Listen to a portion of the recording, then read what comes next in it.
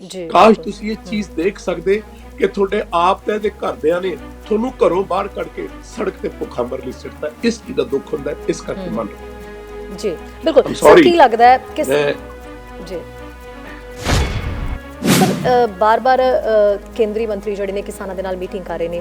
ਹੁਣ ਜਿਹੜੀ ਮੀਟਿੰਗ ਹੋਈ ਹੈ ਕਿਸਾਨਾਂ ਦੇ ਨਾਲ, ਉਸ ਦੇ ਵਿੱਚ ਸਰਕਾਰ ਨੇ ਕਿਤੇ ਨਾ ਕਿਤੇ ਥੋੜੀ ਬਹੁਤ ਸਹਿਮਤੀ ਜ਼ਰੂਰ ਬਣਾਈ ਹੈ। ਇਹ ਕਿੱਡੀ ਅਜੀਬ ਗੱਲ ਹੈ। ਇਹ ਗੱਲ ਇੱਕ ਮੰਤਰੀ ਸਾਹਿਬਾਨ ਕਹਿ ਰਹੇ ਨੇ ਕਿ ਜੀ ਉਹ ਥੱਲੇ ਨਹੀਂ ਲੱਗਦੇ, ਉਹ ਆ ਨਹੀਂ ਕਰਦੇ, ਪ੍ਰਧਾਨ ਮੰਤਰੀ ਜੀ ਉਹ ਨਹੀਂ ਕਰਦੇ। ਪਰ ਜਿਹੜੇ ਤੋਮਰ ਨੇ, ਮੰਤਰੀ ਤੋਮਰ, ਉਹ ਲਗਾਤਾਰ ਇਹ ਗੱਲ ਕਹਿ ਰਹੇ ਨੇ ਕਿ ਪ੍ਰਧਾਨ ਮੰਤਰੀ ਨਰਿੰਦਰ ਮੋਦੀ ਜਿਹੜੇ ਨੇ ਉਹ ਕਿਸੇ ਦੇ ਦਬਾਅ ਹੇਠ ਨਹੀਂ ਆਉਂਦੇ, ਕਿਸੇ ਦੇ ਪ੍ਰਭਾਵ ਹੇਠ ਨਹੀਂ ਆਉਂਦੇ। ਇਹ ਕਿਉਂ ਬਾਰ-ਬਾਰ ਇਹ ਬਿਆਨ ਕਿਉਂ ਦਿੱਤਾ ਜਾਂਦਾ ਹੈ? ਓਹੋ, ਮੈਨੂੰ ਦੱਸੋ ਵੀ ਇਹ 'ਚ ਪ੍ਰੋਬਲਮ ਕੀ ਹੈ, ਗੱਲ ਕੀ ਹੈ? ਤੁਸੀਂ ਜਿਹੜੇ ਬਿੱਲ ਬਣਾਏ, ਤੁਸੀਂ ਕਿਸਾਨਾਂ ਨੂੰ ਪੁੱਛਿਆ? ਤੁਸੀਂ ਕਿਸੇ ਨਾਲ ਗੱਲ ਕੀਤੀ? ਜਦ ਤੁਸੀਂ ਇਹ ਬਿੱਲ ਬਣਾਉਣ ਜਾ ਰਹੇ ਸੀ, ਸ਼ਾਇਦ ਤੁਸੀਂ ਜ਼ਿੰਦਗੀ ਤੁਹਾਨੂੰ ਨਹੀਂ ਸੀ ਪਤਾ ਕਿ ਪੰਜਾਬ ਦੀ ਹਿਸਟਰੀ ਕੀ ਹੈ। ਔਰ ਮੈਨੂੰ ਅਹਿਸਾਸ ਹੋਇਆ ਕਿ ਦੂਜੀ ਵਾਰੀ, ਪਹਿਲਾਂ ਪਾਰਟੀਸ਼ਨ ਤੋਂ ਪਹਿਲਾਂ ਜਦ ਅੰਗਰੇਜ਼ਾਂ ਦਾ ਰਾਜ ਸੀ, ਉਦੋਂ ਵੀ ਸੇਮ ਬਿੱਲ ਸੀ, ਸੇਮ ਅੰਦੋਲਨ ਹੋਇਆ ਸੀ।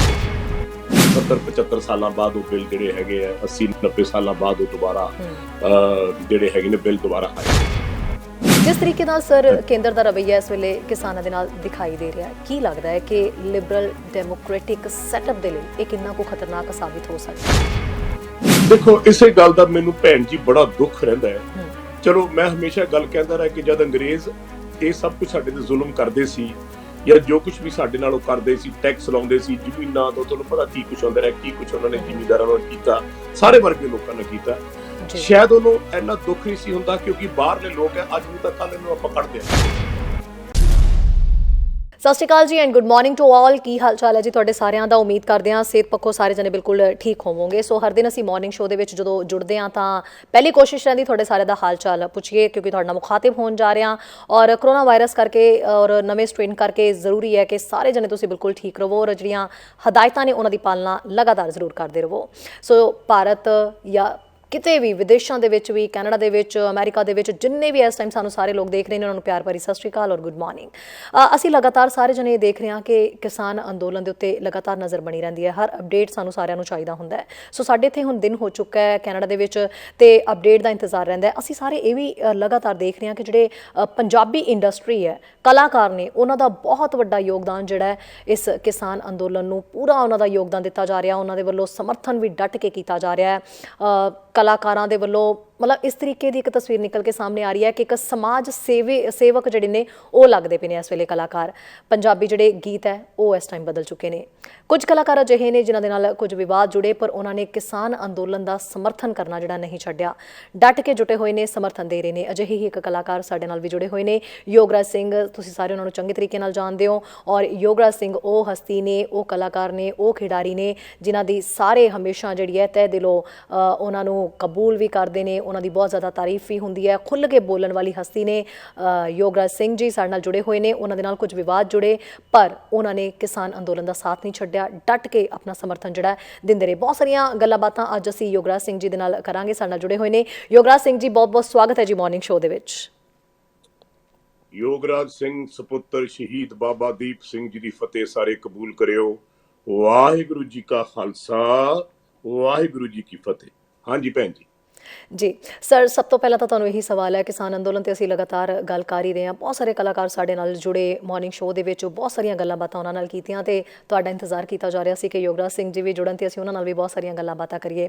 ਸਰ, ਸਭ ਤੋਂ ਪਹਿਲਾਂ ਸਵਾਲ ਇਹ ਹੈ ਕਿ ਕਿਸਾਨ ਅੰਦੋਲਨ ਨੇ ਬਹੁਤ ਸਾਰੇ ਅੰਦੋਲਨਾਂ ਦੇ ਅੰਦਾਜ਼ ਨੂੰ ਜਿਹੜਾ ਹੈ ਉਹ ਦੁਨੀਆ ਭਰ ਦੇ ਵਿੱਚ ਰੀਡਿਫਾਈਨ ਕਰ ਦਿੱਤਾ। ਕੀ ਕਹਿਣਾ ਚਾਹੋਗੇ? ਮੈਂ ਛੋਟੀ ਜੀ ਇੱਕ ਵਾਰਤਾਲਾਪ ਤੁਹਾਡੇ ਨਾਲ ਕਰਨਾ ਚਾਹੁੰਦਾ, ਧਿਆਨ ਨਾਲ ਸੁਣਿਓ ਪਲੀਜ਼, ਮੈਨੂੰ ਇੰਟਰਪਟ ਨਾ ਜੇ। ਮੈਂ ਅਕਸਰ ਜਾ ਕੇ ਟਾਹਲਾ ਸਾਹਿਬ ਗੁਰਦੁਆਰੇ, ਜਿੱਥੇ ਬਾਬਾ ਦੀਪ ਸਿੰਘ ਜੀ ਦਾ ਸੀਸ ਲੱਥਾ ਸੀ, ਜਾ ਕੇ ਮੈਂ ਹਮੇਸ਼ਾ ਮੱਥਾ ਟੇਕਦਾ ਕਿਉਂਕਿ ਮੈਂ ਉਹਨਾਂ ਦਾ ਪੁੱਤਰ ਹਾਂ ਤੇ ਹਰ ਫੈਸਲਾ ਮੇਰਾ ਉੱਥੇ ਹੁੰਦਾ ਹੈ। ਸਿੰਘ ਜੀ ਹਮੇਸ਼ਾ ਮੈਨੂੰ ਗਾਈਡ ਕਰਦੇ ਨੇ ਕੀ ਕਰਨਾ ਕੀ ਨਹੀਂ ਕਰਨਾ। ਇਸ ਅੰਦੋਲਨ ਤੋਂ ਪਹਿਲਾਂ ਮੈਂ ਕੁਦਰਤੀ ਗਿਆ ਸੀ ਔਰ ਮੈਂ ਬੜਾ ਭਾਵੁਕ ਸੀ, ਬੜਾ ਸੈਡ ਸੀ ਔਰ ਮੈਂ ਆਪਣੀ ਲਾਈਫ 'ਚ ਮੈਨੂੰ ਸਮਝ ਨਹੀਂ ਸੀ ਆ ਰਿਹਾ ਹੁਣ ਮੈਂ ਕੀ ਕਰਾਂ। ਤੇ ਮੈਂ ਬਾਬਾ ਜੀ ਨੂੰ ਜਾ ਕੇ, ਬਾਬਾ ਦਰਸ਼ਨ ਸਿੰਘ ਜੀ ਨੂੰ ਕਿਹਾ, ਮੈਂ ਕਿਹਾ ਜੀ ਮੇਰੀ ਹੁਣ ਦਿਲ ਕਰਦਾ ਹੈ ਵੀ ਮੈਂ ਗੁਰੂ ਘਰ 'ਚ ਰਵਾਂ, ਇੱਥੇ ਸੇਵਾ ਕਰਾਂ, ਇੱਥੇ ਮੇਰੀ ਦੇਹ ਨੂੰ ਦਾਗ ਲੱਗ ਜਾਏ, ਇੱਥੇ ਮੇਰੀ ਰੂਹ ਰਵੇ, ਮੈਂ ਆਪਣੇ ਪਿਤਾ ਜੀ ਬਾਬਾ ਦੀਪ ਸਿੰਘ ਜੀ ਮਹਾਰਾਜ ਦੀ ਸੇਵਾ ਕਰਾਂ। ਉਹ ਮੈਨੂੰ ਕਹਿਣ ਲੱਗੇ, ਬੇਟਾ ਇੱਥੇ ਬਹਿ ਜਾ ਮੇਰੇ ਕੋਲ, ਮੈਂ ਕੁਝ ਗੱਲਾਂ ਤੇਰੇ ਨਾਲ ਕਰਨੀਆਂ। ਉਹਨਾਂ ਨੇ ਮੈਨੂੰ ਕੋਲ ਬਿਠਾ ਲਿਆ ਤੇ ਮੈਨੂੰ ਉਹਨਾਂ ਨੇ ਗੱਲ ਕਹੀ ਕਿ ਅਜੇ ਗੁਰੂ ਘਰ ਨੇ ਤੇ ਤੋਂ ਬਹੁਤ ਸੇਵਾਵਾਂ ਲੈਣੀਆਂ ਨੇ, ਬਹੁਤ ਕੁਝ ਤੂੰ ਕਰਨਾ ਹੈ, ਜੇ ਆਪਣੀ ਪੰਜਾਬ ਦੀ ਧਰਤੀ ਤੇ ਬੜਾ ਕਹਿਰ ਮਚਣ ਵਾਲਾ ਹੈ ਤੇ ਉਹਦਾ ਮੂਹਰਾ ਬਣ ਕੇ ਤੂੰ ਤੁਰਨਾ ਹੈ ਤੇ ਕਿਸਾਨਾਂ ਦੇ ਨਾਲ ਰਹਿਣਾ ਹੈ।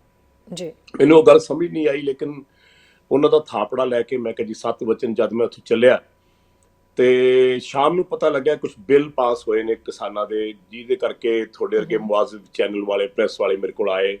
ਮੈਂ ਉਹਨਾਂ ਨੂੰ ਆਪਣੇ ਵਿਊ ਪੁਆਇੰਟਸ ਦਿੱਤੇ, ਉਹ ਮੈਂ ਪੜ੍ਹੇ ਔਰ ਮੈਨੂੰ ਅਹਿਸਾਸ ਹੋਇਆ ਕਿ ਦੂਜੀ ਵਾਰੀ, ਪਹਿਲਾਂ ਪਾਰਟੀਸ਼ਨ ਤੋਂ ਪਹਿਲਾਂ ਜਦ ਅੰਗਰੇਜ਼ਾਂ ਦਾ ਰਾਜ ਸੀ ਉਦੋਂ ਵੀ ਇਹੀ ਸੇਮ ਬਿੱਲ ਸੀ, ਸੇਮ ਅੰਦੋਲਨ ਹੋਇਆ ਸੀ, ਤੇ ਐਤਕੀ ਵੀ ਉਹ ਬੜੇ ਸਾਲਾਂ ਬਾਅਦ 70-75 ਸਾਲਾਂ ਬਾਅਦ ਉਹ ਬਿੱਲ ਜਿਹੜੇ ਹੈਗੇ ਆ, 80-90 ਸਾਲਾਂ ਬਾਅਦ ਉਹ ਦੁਬਾਰਾ ਜਿਹੜੇ ਹੈਗੇ ਨੇ ਬਿੱਲ ਦੁਬਾਰਾ ਆਏ। ਮੈਂ ਕੁਝ ਜਿੱਦਾਂ ਤੁਹਾਡੇ ਨਾਲ ਗੱਲਬਾਤ ਕਰ ਰਿਹਾ ਇਦਾਂ ਮੈਂ ਇੰਟਰਵਿਊ ਕੀਤੀ, ਉਹ ਕਾਫੀ ਵਾਇਰਲ ਹੋਈਆਂ, ਕਾਫੀ ਲੋਕਾਂ ਨੇ ਲਾਈਕ ਕੀਤੀਆਂ। ਉਸ ਤੋਂ ਬਾਅਦ ਸਡਨਲੀ ਧਰਨੇ ਸ਼ੁਰੂ ਹੋ ਗਏ ਜੀ। ਮੈਂ ਬਾਬਾ ਜੀ ਕੋਲ ਦੁਬਾਰਾ ਗਿਆ, ਉਹ ਕਹਿੰਦੇ ਬੇਟਾ ਤੂੰ ਧਰਨਿਆਂ 'ਚ ਜਾਣਾ ਹੈ। ਔਰ ਜਦ ਮੈਂ ਪਹਿਲੀ ਰੈਲੀ ਕੀਤੀ ਸੀ ਮੋਗੇ ਦੇ ਵਿੱਚ, 200 ਬੰਦਾ ਸੀ, ਜਿਹਦੇ ਵਿੱਚ ਅਕਸਰ ਬਜ਼ੁਰਗ ਸੀ ਜਾਂ ਖਿਡਾਰੀ ਸੀ ਪੁਰਾਣੇ, ਤੇ ਮੈਂ ਜਦੋਂ ਉੱਥੇ ਜਾ ਕੇ ਬੋਲਿਆ ਤੇ ਆਪਣਾ ਵਾਰਤਾਲਾਪ ਕੀਤੀ ਤੇ ਲੋਕਾਂ ਨੂੰ ਸੰਬੋਧਿਤ ਹੋ ਕੇ ਜੋ ਮੈਂ ਗੱਲਾਂ ਮੇਰੇ ਦਿਲ ਸੀ ਮੈਂ ਕੀਤੀਆਂ, ਤੇ ਮੈਨੂੰ ਲੱਗਿਆ ਵੀ ਪੰਜਾਬ ਦੇ ਲੋਕ ਜਿਹੜੇ ਹੈਗੇ ਬਹੁਤ ਵਿਖਰ ਚੁੱਕੇ ਹੈ, ਇਹ ਕਦੇ ਹੁਣ ਇਕੱਠੇ ਨਹੀਂ ਹੋ ਸਕਦੇ, ਕਿਉਂਕਿ ਜਿਸ ਤਰ੍ਹਾਂ ਦਾ ਮਾਹੌਲ ਉੱਥੇ ਸੀ ਕਿ ਤੁਹਾਡੀ ਕੋਈ ਗੱਲ ਸੁਣਨ ਨੂੰ ਤਿਆਰ ਨਹੀਂ ਸੀ। ਦੂਜੀ ਰੈਲੀ ਮੈਂ ਕੀਤੀ, ਦੂਜੀ ਰੈਲੀ ਦੇ ਵਿੱਚ 500-600 1000 ਬੰਦਾ ਸੀਗਾ। ਜੇ ਮੈਂ ਸੰਬੋਧਿਤ ਉੱਥੇ ਕਰ ਰਿਹਾ ਸੀ, ਇਹ ਗੱਲ ਸੁਣਾ ਰਿਹਾ ਸੀ, ਤਾਂ ਮੈਨੂੰ ਸਮਝ ਨਹੀਂ ਆ ਰਹੀ ਸੀ ਮੈਂ ਕਰਾਂ ਤਾਂ ਕੀ ਕਰਾਂ। ਔਰ ਮੈਂ ਬਾਬਾ ਜੀ ਕੋਲ ਦੁਬਾਰਾ ਗਿਆ, ਮੈਂ ਕਿਹਾ ਜੀ ਮੈਨੂੰ ਨਹੀਂ ਲੱਗਦਾ ਪੰਜਾਬ ਦੇ ਲੋਕ ਇਕੱਠੇ ਹੋ ਕੇ ਇਸ ਅੰਦੋਲਨ ਦਾ ਕੁਝ ਕਰ ਪਾਉਣਗੇ, ਕਿਉਂਕਿ ਹਰੇਕ ਹੀ ਬਿਖਰਿਆ ਫਿਰਦਾ। ਜੇ ਮੈਂ ਕਿਸੇ ਨੂੰ ਕੋਈ ਗੱਲ ਕਹਿਣਾ ਜਾਂ ਗੱਲ ਸੁਣਾਉਣਾ ਤੇ ਉਹ ਗੱਲ ਦਾ ਇੰਨਾ ਅਸਰ ਨਹੀਂ ਹੁੰਦਾ, ਤੇ ਮੈਨੂੰ ਦੱਸੋ ਮੈਂ ਕੀ ਕਰਾਂ। ਉਹ ਕਹਿੰਦੇ ਜੋ ਤੇਰੇ ਦਿਲ 'ਚ ਹੈ ਤੂੰ ਖੁੱਲ ਕੇ ਬੋਲ, ਗੁਰੂ ਮਹਾਰਾਜ ਦਾ ਥਾਪੜਾ ਤੇ ਦੇਖੀ ਅੱਗੇ ਅੱਗੇ ਹੁੰਦਾ ਕੀ ਹੈ।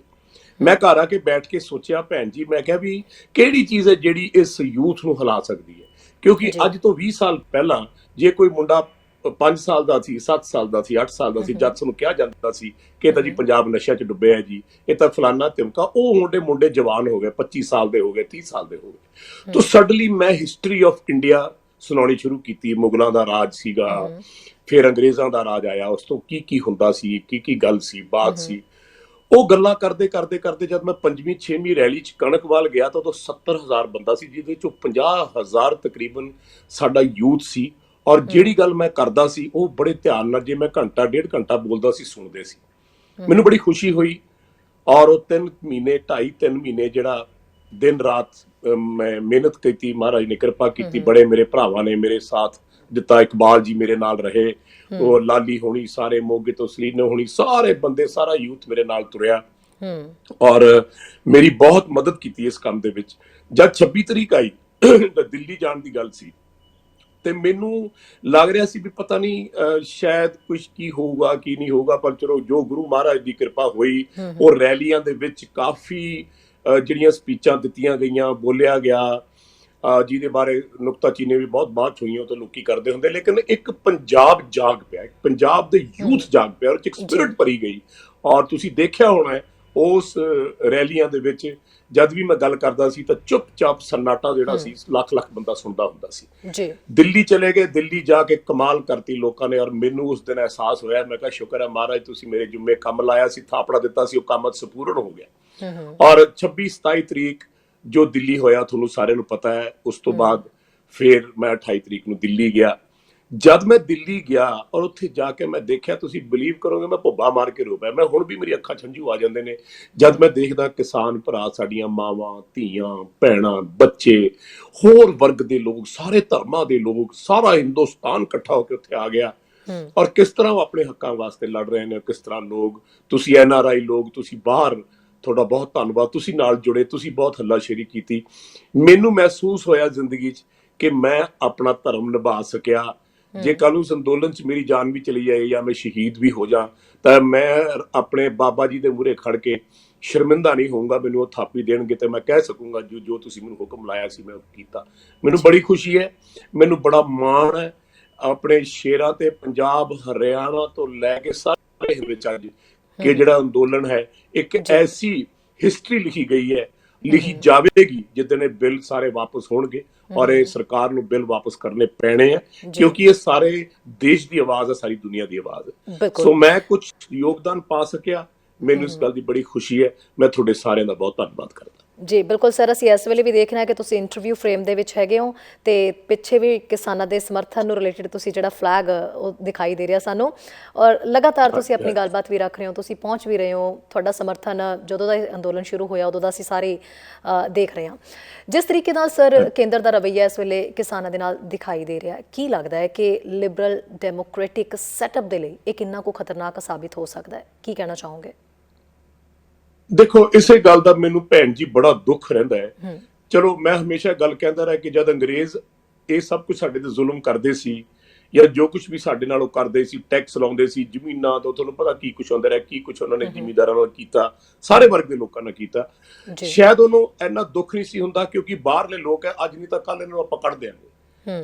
ਲੇਕਿਨ ਅੱਜ ਜਿਹੜਾ ਮੈਨੂੰ ਬਹੁਤ ਦੁੱਖ ਹੈ, ਮੇਰੇ ਦਿਲ 'ਚ ਜਿਹੜੀ ਟੀਸ ਹੈ ਉਹ ਇਹ ਹੈ ਕਿ ਸਾਡੇ ਵਿੱਚੋਂ ਹੀ ਸਾਰੇ ਜਿਹੜੇ ਹੈਗੇ ਨੇ ਲੀਡਰ ਸਾਹਿਬਾਨ, ਸਾਡੇ ਵਿੱਚੋਂ ਹੀ ਪਾਰਟੀਆਂ ਬਣੀਆਂ, ਸਾਡੇ ਵਿੱਚੋਂ ਹੀ ਸਾਰਾ ਕੁਝ ਹੋਇਆ।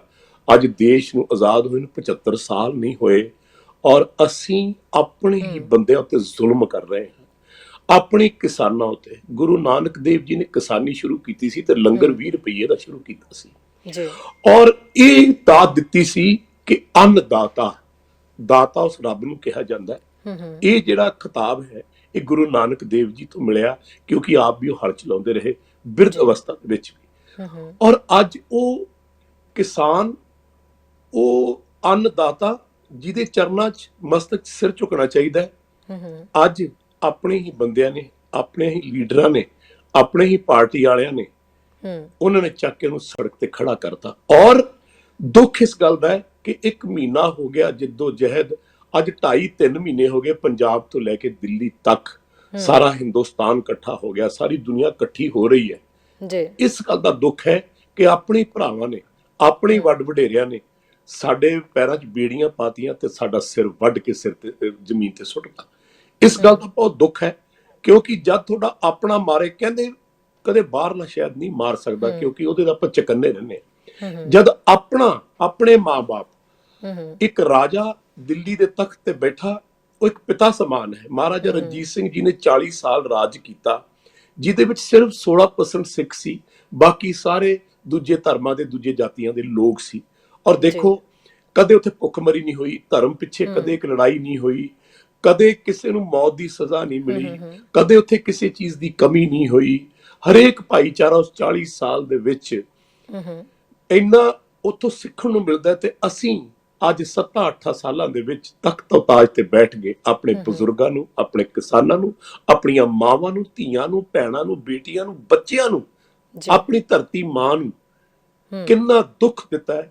ਇਸ ਗੱਲ ਦਾ ਜਿਹੜਾ ਬਿਆਨ ਹੈ ਮੈਂ ਅਲਫਾਜ਼ਾਂ ਦੇ ਵਿੱਚ ਨਹੀਂ ਕਰ ਸਕਦਾ। ਮੇਰੇ ਮਨ, ਮੇਰਾ ਤਨ ਇਸ ਗੱਲ ਨੂੰ ਯਾਦ ਕਰਕੇ, ਕਿਸਾਨਾਂ ਨੂੰ ਸੜਕਾਂ ਤੇ ਦੇਖ ਕੇ ਮੇਰੇ ਰੁੱਗ ਭਰਿਆ ਜਾਂਦਾ। ਮੈਂ ਪਿਛਲੇ 25 ਦਿਨਾਂ ਤੋਂ ਬਿਮਾਰ ਆ, ਮੰਜੇ ਤੇ ਪਿਆ ਜੀ। 8 ਤਰੀਕ ਤੋਂ ਮੈਂ ਦਿੱਲੀ ਨੂੰ ਆਇਆ ਸੀ ਔਰ ਮੈਨੂੰ 105-106 ਬੁਖਾਰ ਚੜਦਾ ਰਿਹਾ, ਮੈਨੂੰ ਕਰੋਨਾ ਹੋਇਆ, ਮੈਨੂੰ ਡੇਂਗੂ ਹੋਇਆ, ਸਭ ਕੁਝ ਮੇਰੇ ਵਿੱਚ ਹੋਇਆ ਔਰ ਮੈਂ ਡੈਥ ਬੈੱਡ ਤੇ ਚਲਾ ਗਿਆ। ਮੈਨੂੰ ਬਹੁਤ ਸੇਵਾ ਡਾਕਟਰਾਂ ਨੇ ਕੀਤੀ, ਮੇਰੇ ਘਰਦਿਆਂ ਨੇ ਕੀਤੀ, ਲੇਕਿਨ ਉਹ ਬਿਸਤਰ ਤੇ ਪਿਆ ਵੀ ਮੈਂ ਸੋਚਦਾ ਸੀ ਸੱਚੇ ਪਾਤਸ਼ਾਹ ਮੈਨੂੰ ਛੇਤੀ ਠੀਕ ਕਰ, ਮੈਂ ਆਪਣੇ ਬਜ਼ੁਰਗਾਂ ਕੋਲ ਜਾਣਾ, ਮੈਂ ਆਪਣੇ ਅੰਨਦਾਤਾ ਕੋਲ ਜਾਣਾ।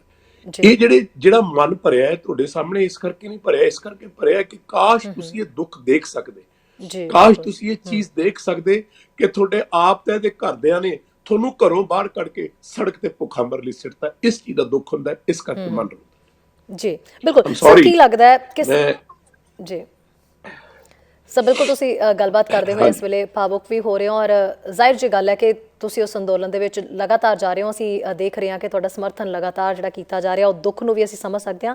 ਸਰ, ਬਾਰ-ਬਾਰ ਕੇਂਦਰੀ ਮੰਤਰੀ ਜਿਹੜੇ ਨੇ ਕਿਸਾਨਾਂ ਦੇ ਨਾਲ ਮੀਟਿੰਗ ਕਰ ਰਹੇ ਨੇ। ਹੁਣ ਜਿਹੜੀ ਮੀਟਿੰਗ ਹੋਈ ਹੈ ਕਿਸਾਨਾਂ ਦੇ ਨਾਲ, ਉਸ ਦੇ ਵਿੱਚ ਸਰਕਾਰ ਨੇ ਕਿਤੇ ਨਾ ਕਿਤੇ ਥੋੜ੍ਹੀ ਬਹੁਤ ਸਹਿਮਤੀ ਜ਼ਰੂਰ ਬਣਾਈ ਹੈ, ਪਰ ਜਿਹੜੇ ਤੋਮਰ ਨੇ, ਮੰਤਰੀ ਤੋਮਰ, ਉਹ ਲਗਾਤਾਰ ਇਹ ਗੱਲ ਕਹਿ ਰਹੇ ਨੇ ਕਿ ਪ੍ਰਧਾਨ ਮੰਤਰੀ ਨਰਿੰਦਰ ਮੋਦੀ ਜਿਹੜੇ ਨੇ ਉਹ ਕਿਸੇ ਦੇ ਦਬਾਅ ਹੇਠ ਨਹੀਂ ਆਉਂਦੇ, ਕਿਸੇ ਦੇ ਪ੍ਰਭਾਵ ਹੇਠ ਨਹੀਂ ਆਉਂਦੇ।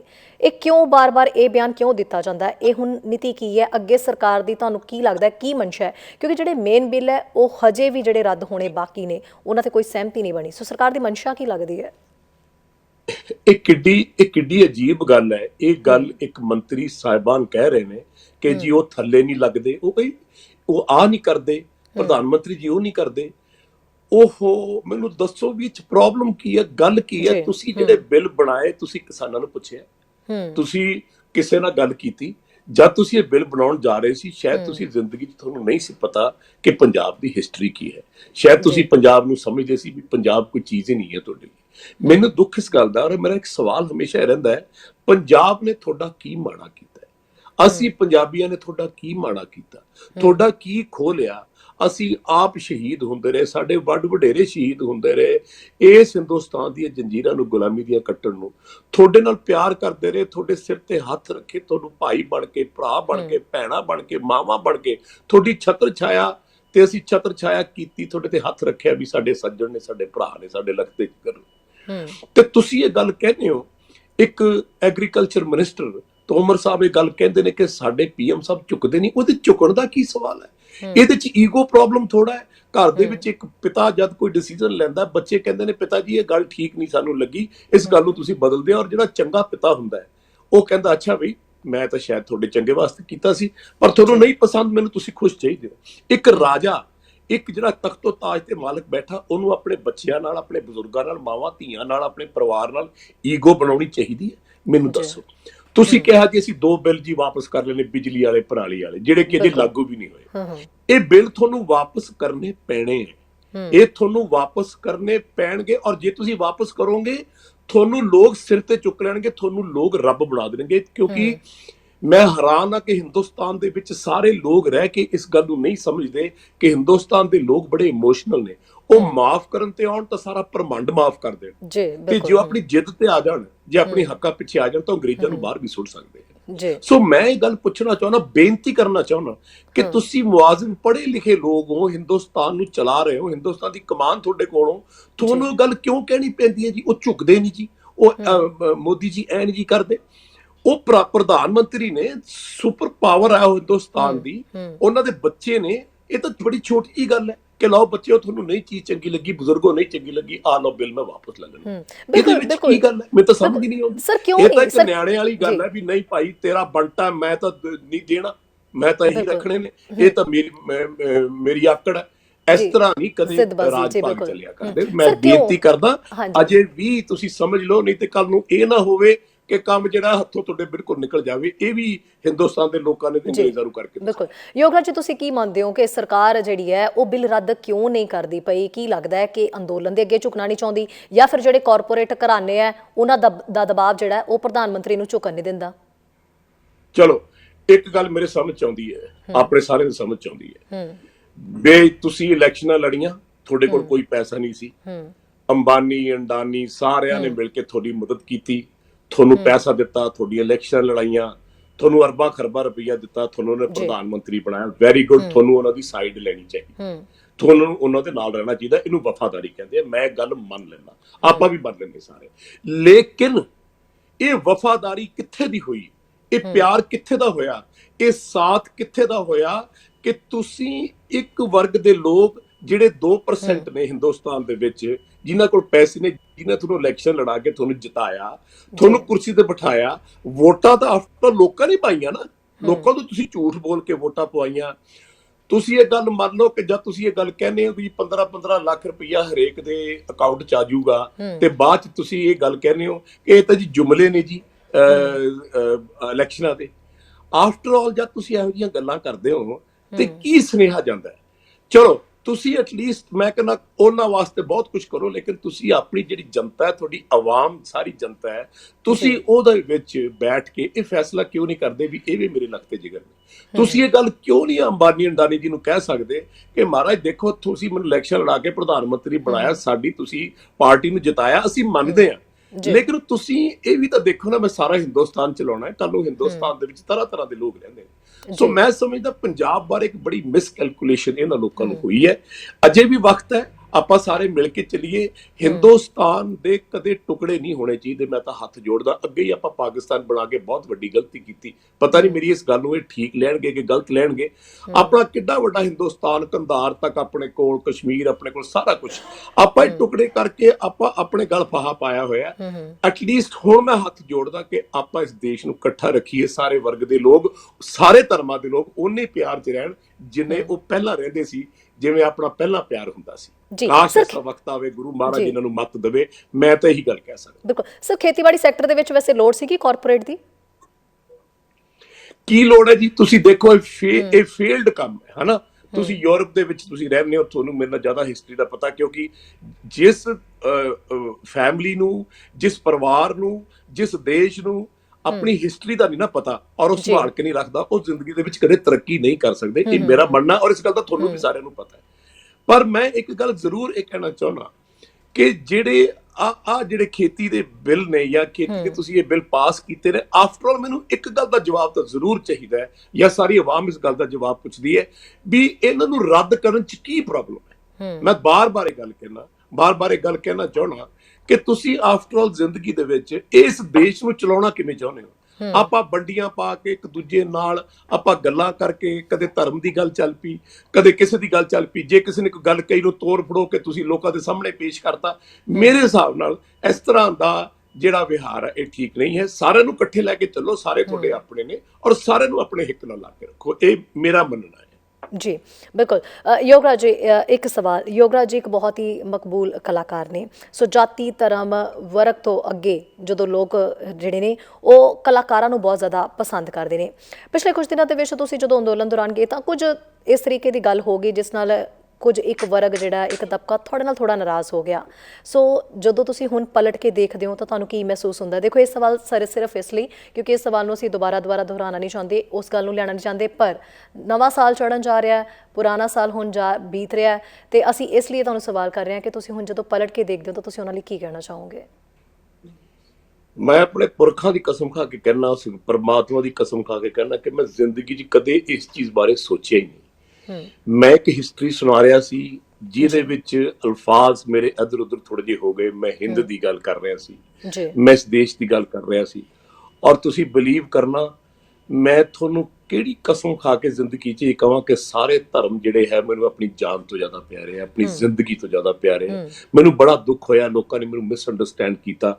ਮੈਨੂੰ ਬੜਾ ਦੁੱਖ ਹੋਇਆ ਕਿ ਲੋਕਾਂ ਨੇ ਮੇਰੀਆਂ ਉਹ ਜਿਹੜੀਆਂ ਸਪੀਚਾਂ ਸੀ ਉਹ 'ਚੋਂ ਕੱਟ ਵੱਢ ਕੇ ਸਾਰਾ ਕੁਝ ਲੋਕਾਂ ਦੇ ਸਾਹਮਣੇ ਪੇਸ਼ ਕੀਤਾ। ਲੋਕਾਂ ਨੇ ਮੈਨੂੰ ਬਹੁਤ ਕੁਝ ਕਿਹਾ, ਕੋਈ ਗੱਲ ਨਹੀਂ। ਮੈਂ ਹਮੇਸ਼ਾ ਹੀ ਦੁਆ ਦੇਣ ਵਾਲਾ ਬੰਦਾ।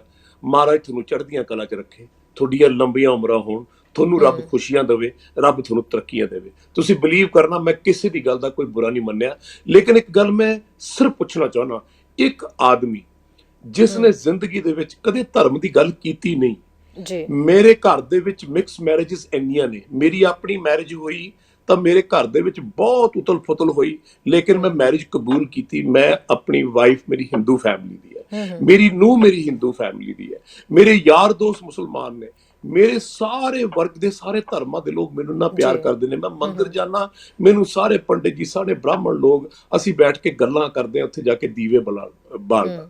ਮੈਂ ਮੰਦਿਰ ਮਸਜਿਦ ਜਾ ਕੇ, ਗੁਰਦੁਆਰੇ ਜਾ ਕੇ ਅਰਦਾਸਾਂ ਕਰਦਾ। ਮੇਰੇ ਵਰਗਾ ਬੰਦਾ ਤੁਸੀਂ ਸੋਚ ਸਕਦੇ ਹੋ ਮੈਂ ਕਦੇ ਇਹੋ ਜਿਹੀ ਮੈਂ ਗੱਲ ਕਰ ਸਕਦਾ? ਲੇਕਿਨ ਜਿਨ੍ਹਾਂ ਨੇ ਵੀ ਮੇਰੇ ਖਿਲਾਫ ਕੋਈ ਗੱਲ ਤੋਰੀ ਜਾਂ ਕੀਤੀ, ਮੈਂ ਉਹਨਾਂ ਨੂੰ ਆਸ਼ੀਰਵਾਦ ਦੇਣਾ ਚਾਹੁੰਦਾ।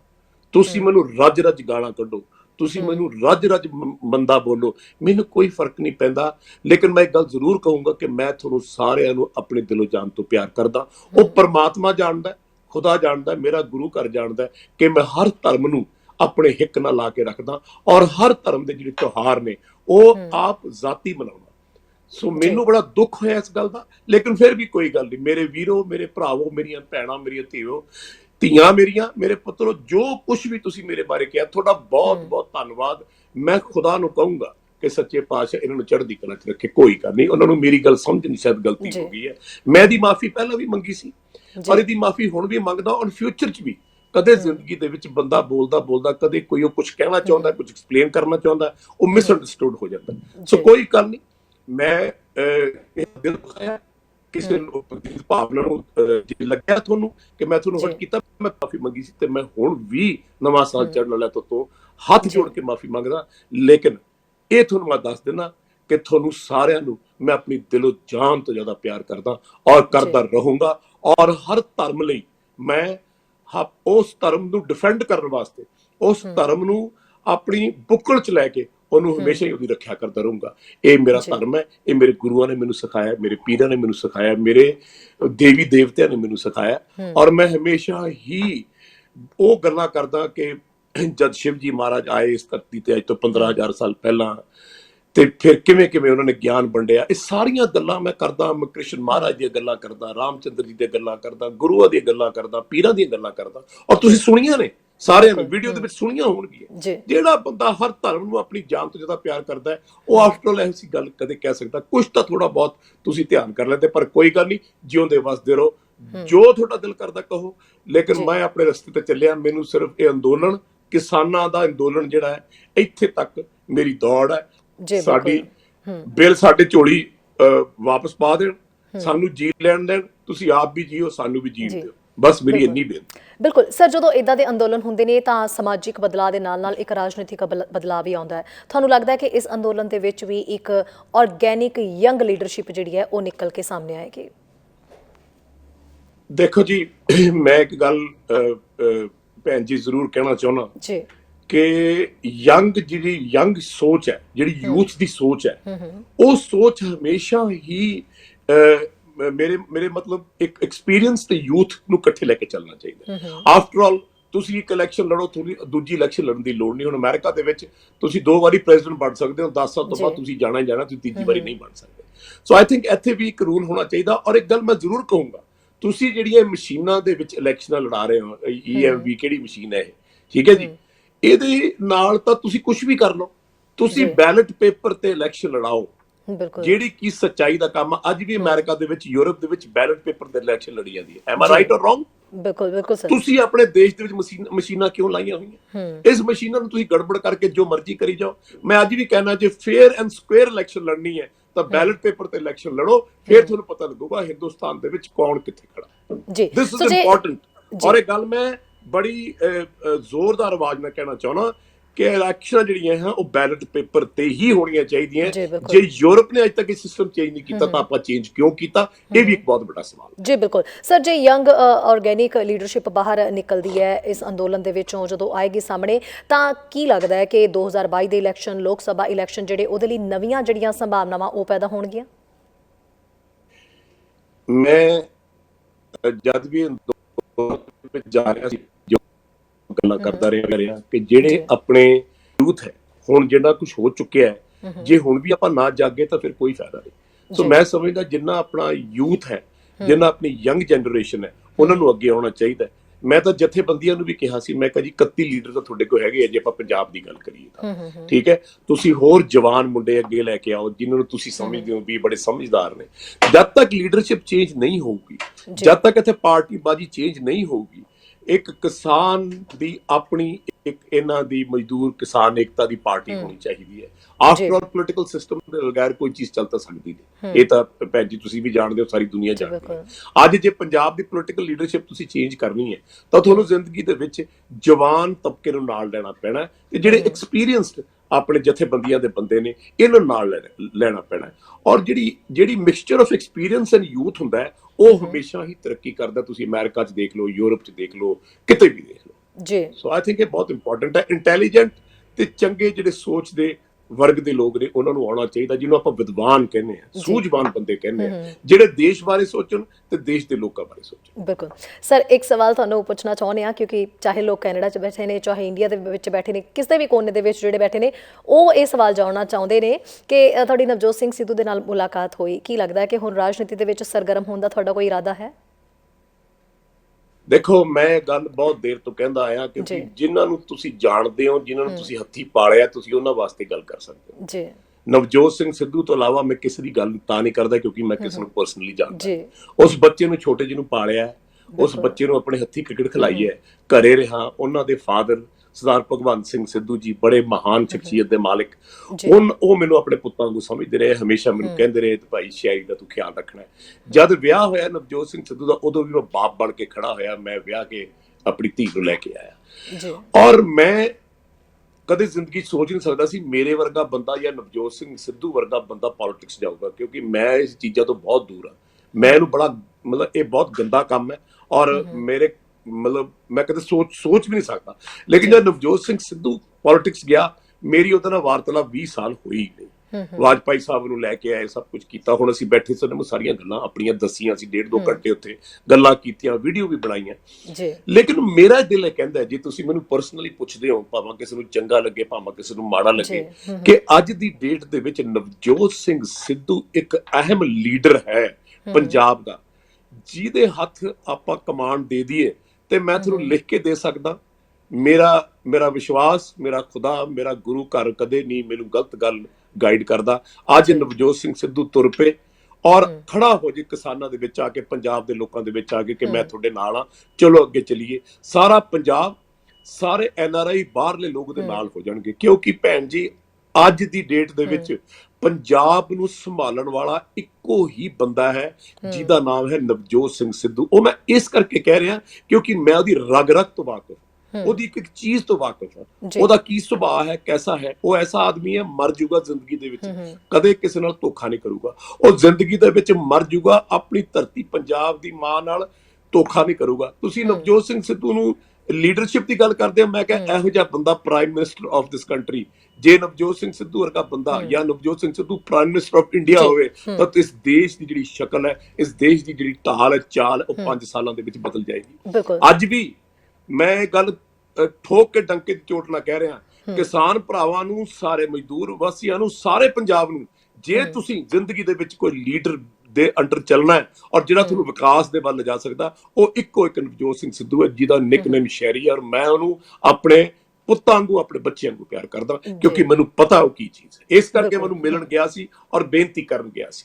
ਜੀ ਸਰ, ਇਹਦੇ ਵਿੱਚ ਬਹੁਤ ਸਾਰੀ ਚਰਚਾ ਜਿਹੀ ਵੀ ਛਿੜੀ ਕਿ ਤੁਸੀਂ ਖੁਦ ਹਰ ਮੁੱਦੇ ਦੇ ਉੱਤੇ ਸਰ ਤੁਸੀਂ ਬੇਬਾਕੀ ਨਾਲ ਆਪਣੀ ਰਾਏ ਰੱਖਦੇ ਹੋ। ਹੁਣ ਵੀ ਅਸੀਂ ਗੱਲਬਾਤ ਕਰ ਰਹੇ ਹਾਂ ਤਾਂ ਤੁਸੀਂ ਹਰ ਗੱਲ ਦੇ ਉੱਤੇ ਬਹੁਤ ਸਟੀਕ, ਬਹੁਤ ਵਧੀਆ ਤਰੀਕੇ ਨਾਲ ਜਿਹੜਾ ਆਪਣਾ ਜਵਾਬ ਰੱਖ ਰਹੇ ਹੋ। ਸੋ ਵੈਸੇ ਤੁਸੀਂ ਮਹਿਸੂਸ ਕਰਦੇ ਹੋ ਕਿ ਤੁਹਾਡੇ ਵਰਗੇ ਆਗੂਆਂ ਨੂੰ ਵੀ ਕਿਤੇ ਨਾ ਕਿਤੇ ਅੱਗੇ ਆਉਣ ਦੀ ਲੋੜ ਹੈ, ਕਿਉਂਕਿ ਜਿਸ ਤਰੀਕੇ ਨਾਲ ਅਸੀਂ ਹਾਲਾਤ ਦੇਖ ਰਹੇ ਹਾਂ, ਲੋਕ ਹਾਲਾਤ ਦੇਖ ਰਹੇ ਨੇ, ਚਾਹੇ ਕਿਸਾਨ ਅੰਦੋਲਨ ਦੀ ਵੀ ਗੱਲ ਕੀਤੀ ਜਾਏ ਤਾਂ ਲੋਕਾਂ ਦਾ ਸਰਕਾਰੀ ਤੰਤਰ ਦੇ ਉੱਤੋਂ ਭਰੋਸਾ ਹੀ ਉੱਠ ਚੁੱਕਿਆ ਹੋਇਆ ਹੈ।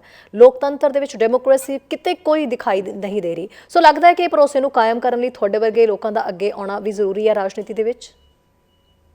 ਮੈਂ ਇਸ ਗੱਲ ਨੂੰ ਸਮਝਦਾ, ਹਾਲਾਂਕਿ ਜਦ ਮੈਂ ਅੰਦੋਲਨ ਦੇ ਵਿੱਚ ਵਿਚਰਦਾ ਸੀ ਤੇ ਲੋਕਾਂ ਦੇ ਵਿੱਚ ਵਿਚਰਦਾ ਸੀ, ਕਿਸਾਨ ਭਰਾਵਾਂ ਦੇ ਵਿੱਚ ਵਿਚਰਦਾ ਸੀ, ਸਾਰੇ ਵਰਗ ਦੇ, ਸਾਰੇ ਧਰਮਾਂ ਦੇ ਲੋਕ ਨਾਲ ਵਿਚਰਦਾ ਸੀ, ਉਹ ਮੈਨੂੰ ਇਹੀ ਕਹਿੰਦੇ ਸੀ ਕਿ ਭਾਜੀ ਸਾਨੂੰ ਕਿਸੇ ਦੀ ਲੋੜ ਨਹੀਂ, ਤੁਸੀਂ ਚੱਲੋ, ਤੁਸੀਂ ਕਮਾਨ ਸੰਭਾਲੋ, ਤੁਸੀਂ ਸਾਰਾ ਕੁਝ ਕਰੋ। ਮੈਂ ਉਹਨਾਂ ਨੂੰ ਇਹੀ ਗੱਲ ਕਹਿੰਦਾ ਸੀ, ਮੈਂ ਕਿਹਾ ਨਹੀਂ, ਕੱਲਾ ਆਦਮੀ ਕੁਝ ਨਹੀਂ ਕਰ ਸਕਦਾ, ਲੇਕਿਨ ਹਾਂ ਇੱਕ 100, 200, 500 ਜਰਨੈਲ ਤਾਂ ਆਪਾਂ ਪੰਜਾਬ ਚੋਂ ਕੱਢ ਹੀ ਸਕਦੇ ਹਾਂ। ਕਿ ਮੇਰੀ ਅੱਜ ਇੱਕ ਸੋਚ ਹੈ ਔਰ ਜਿਹੜੀ ਸੋਚ ਨੂੰ ਤੁਸੀਂ ਵੀ ਫਾਰਵਰਡ ਕਰੋਗੇ ਕਿ ਅੱਜ ਦਾ ਜਿਹੜਾ ਯੂਥ ਹੈ, ਜਿਹੜਾ 30-35 ਸਾਲ ਦਾ ਹੋ ਚੁੱਕਿਆ, 40 ਸਾਲ ਦਾ ਹੋ ਚੁੱਕਿਆ, ਔਰ ਜਿਹੜੇ ਉਹ ਲੋਕ 50-55 ਸਾਲ ਦੇ ਹੋ ਚੁੱਕੇ ਹੈ, ਉਹ ਲੋਕ ਅੱਜ ਹਿੰਦੁਸਤਾਨ, ਪੰਜਾਬ ਦੀ ਧਰਤੀ ਉੱਤੇ ਮੌਜੂਦ ਨੇ।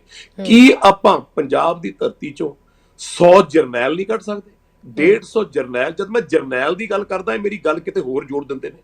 ਮੈਂ ਜਰਨੈਲ ਦੀ ਗੱਲ ਕਰਦਾ ਪਾਵਰਫੁਲ ਪੀਪਲ, ਜਿਹੜੇ ਬੰਦੇ ਚੰਗੀ ਸੋਚ, ਚੰਗੀ ਕਰਮ, ਚੰਗੀ ਗੱਲ ਕਰਦੇ ਨੇ, ਲੋਕਾਂ ਬਾਰੇ ਸੋਚਦੇ ਨੇ। ਮੈਨੂੰ ਬੜਿਆਂ ਨੇ ਕਿਹਾ, ਮੈਨੂੰ ਅੱਜ ਵੀ ਲੋਕ ਕਹਿੰਦੇ ਨੇ, ਅੱਜ ਵੀ NRIs ਮੈਨੂੰ ਕਹਿੰਦੇ ਨੇ ਤੁਸੀਂ ਅੱਗੇ ਹੋ ਜੀ, ਅੱਗੇ ਚਲੋ। ਮੈਂ ਕਿਹਾ ਦੇਖੋ, ਮੈਨੂੰ ਇੰਨਾ ਐਕਸਪੀਰੀਅੰਸ ਨਹੀਂ ਹੈ ਪੋਲੀਟੀਕਲ ਸਿਸਟਮ ਦਾ, ਲੇਕਿਨ ਇੱਕ ਨਵਜੋਤ ਸਿੰਘ ਸਿੱਧੂ ਨੂੰ ਆਪਾਂ ਲੀਡਰਸ਼ਿਪ ਦੇ ਕੇ ਨਾਲ ਹੋਰ ਜਿਹੜੇ ਸਿਆਣੇ ਸਾਰੇ ਵਰਗ ਦੇ ਲੋਕ ਨੇ, ਸਾਰੇ ਧਰਮਾਂ ਦੇ ਲੋਕ ਨੇ, ਸਭ ਨੂੰ ਇਕੱਠੇ ਲੈ ਕੇ ਜਿਹੜੇ ਸਿਆਣੇ ਬੰਦੇ ਹੋਏ। ਤੁਹਾਨੂੰ ਪਤਾ ਹੋਊਗਾ ਕਿ ਅਮਰੀਕਾ ਅੱਜ ਐਡੀ ਵੱਡੀ ਕੰਟਰੀ ਕਿਉਂ ਬਣਿਆ, ਕਿਉਂਕਿ ਵਰਲਡ ਵਾਰ 2 ਤੋਂ ਬਾਅਦ ਜਿੰਨੇ ਵੀ ਚੰਗੇ ਗ੍ਰੇਟੈਸਟ ਸਾਇੰਟਿਸਟ ਸੀ ਉਹ ਸਾਰੇ ਅਮਰੀਕਾ ਲੈ ਗਿਆ। M I right or wrong? ਬਿਲਕੁਲ ਸਰ। ਉਹਨਾਂ ਨੇ ਹਰੇਕ ਦੀ ਕਦਰ ਕੀਤੀ ਔਰ ਉਹਨੂੰ ਜਾ ਕੇ ਸਿਟੀਜ਼ਨਸ਼ਿਪ ਦਿੱਤੀ ਔਰ ਉਹ ਅਮਰੀਕਾ ਵਾਸਤੇ ਕੰਮ ਕਰਦੇ ਹਨ। ਕੀ ਅਮਰੀਕਾ ਨੂੰ ਬਣਾਤਾ ਤੁਹਾਡੇ ਸਾਹਮਣੇ ਹੈ। ਇਹ ਸੋਚ ਹੋਣੀ ਚਾਹੀਦੀ ਹੈ ਬੰਦੇ ਦੀ, ਬੇਸ਼ੱਕ ਆਪੋਜੀਸ਼ਨ ਪਾਰਟੀ ਦਾ। ਮੈਂ ਫॉर ਐਗਜ਼ਾਮਪਲ ਇੱਕ ਗੱਲ ਕਰਦਾ, ਅੱਜ ਜੇ BJP ਰੂਲ ਕਰ ਰਹੀ ਹੈ ਤੇ ਮਨਮੋਹਨ ਸਿੰਘ ਜੀ ਵਰਗੇ, ਮਨਟੋਕ ਸਿੰਘ ਜੀ ਵਰਗੇ ਜਿਹੜੇ ਕਾਂਗਰਸ ਦੇ ਲੀਡਰ ਨੇ, ਕੀ ਤੁਸੀਂ ਉਹਨਾਂ ਨਾਲ ਬਿਠਾ ਕੇ ਉਹਨਾਂ ਨੂੰ ਆਪਣੇ ਐਡਵਾਈਜ਼ਰਸ ਨਹੀਂ ਬਣਾ ਸਕਦੇ? ਕੀ ਤੁਸੀਂ ਉਹਨਾਂ ਨੂੰ ਨਹੀਂ ਪੁੱਛ ਸਕਦੇ ਕਿ ਭਾਈ ਹਿੰਦੁਸਤਾਨ ਦੀ ਇਕਨੋਮੀ ਆਪਾਂ ਕਿਵੇਂ ਚਲਾਉਣੀ? ਸੋ ਆਈ ਥਿੰਕ ਪੰਜਾਬ ਦੇ ਵਿੱਚ ਵੀ ਜੇ ਕੱਲ ਨੂੰ ਮੇਰੀ ਲੋੜ ਪਈ, ਮੈਂ ਬਿਲਕੁਲ ਹਾਜ਼ਰ ਹੋਊਂਗਾ। ਜੇ ਕੱਲ ਨੂੰ ਮੈਨੂੰ ਪੰਜਾਬ ਦੇ ਲੋਕਾਂ ਨੇ ਕਿਹਾ, ਪੰਜਾਬ ਦੇ ਜ਼ਿਮੀਂਦਾਰਾਂ ਨੇ ਕਿਹਾ, ਪੰਜਾਬ ਦੇ ਵਰਗ ਦੇ ਲੋਕਾਂ ਨੇ ਕਿਹਾ, ਹਰ ਬੰਦੇ ਨੇ ਕਿਹਾ, ਤੇ ਮੈਂ ਜ਼ਰੂਰ ਅੱਗੇ ਆਉਂਗਾ। ਇਹੀ ਇੱਕ ਵਜ੍ਹਾ ਸੀ ਕਿ ਮੈਂ ਨਵਜੋਤ ਸਿੰਘ ਸਿੱਧੂ ਕੋਲ ਗਿਆ ਸੀ, ਕਿ ਮੈਂ ਚਾਹੁੰਦਾ ਸੀ ਕਿ ਉਹ ਲੀਡਰ ਬਣੇ ਔਰ ਉਹਦੇ ਪਿੱਛੇ ਬਹੁਤ ਮੁਆਜ਼ਬ ਸਾਰੇ ਲੋਕ ਜਿਹੜੇ ਨੇ, ਸਿਆਣੇ ਲੋਕ ਨੇ, ਜਿਹੜੇ ਸੂਝਵਾਨ ਲੋਕ ਨੇ, ਉਹਦੇ ਨਾਲ ਚੱਲਣ, ਤਾਂ ਕਿ ਆਉਣ ਵਾਲੀ ਜਿਹੜੀ ਪੰਜਾਬ ਦੀ ਸਵੇਰ ਹੈ ਨਵੇਂ ਸਾਲ ਦੀ ਜਾਂ 2022 ਦੀ ਆਪਾਂ ਗੱਲ ਕਰਦੇ ਹਾਂ, ਉਹ ਜਿਹੜੀ ਸਵੇਰ, ਉਹ ਇੱਕ ਐਸੀ ਸਵੇਰ ਚੜੇ ਜਿਵੇਂ ਗੁਰੂ ਨਾਨਕ ਦੇਵ ਜੀ ਪੈਦਾ ਹੋਏ ਤੇ ਸਾਰਾ ਹਨੇਰਾ ਮਿਟ ਗਿਆ ਤੇ ਚਾਨਣ ਹੋ ਗਿਆ। ਜੀ ਉਸ ਬਿਲਕੁਲ। ਤਰ੍ਹਾਂ ਸਾਨੂੰ ਇੱਕ ਲੀਡਰ ਚਾਹੀਦਾ ਹੈ, ਔਰ ਮੈਨੂੰ ਉਹ ਲੀਡਰ ਨਵਜੋਤ ਸਿੰਘ ਸਿੱਧੂ ਵਿੱਚ ਦਿਖਦਾ ਹੈ। ਔਰ ਮੈਂ ਹਾਜ਼ਰ ਹਾਂ, ਮੇਰੇ ਅੱਗੇ ਹੋਰ ਬਹੁਤ ਬੰਦੇ ਹਾਜ਼ਰ ਨੇ ਜਿਹੜਾ ਆਪਣਾਪਣ ਲੁਟਾ ਸਕਦੇ ਆ ਆਪਦੇ ਲੋਕਾਂ ਵਾਸਤੇ, ਆਪਣੇ ਪੰਜਾਬ ਦੀ ਖਾਤਰ, ਆਪਣੀ ਪੰਜਾਬ ਦੀ ਧਰਤੀ ਮਾਂ ਦੀ ਖਾਤਰ। ਜੀ ਬਿਲਕੁਲ।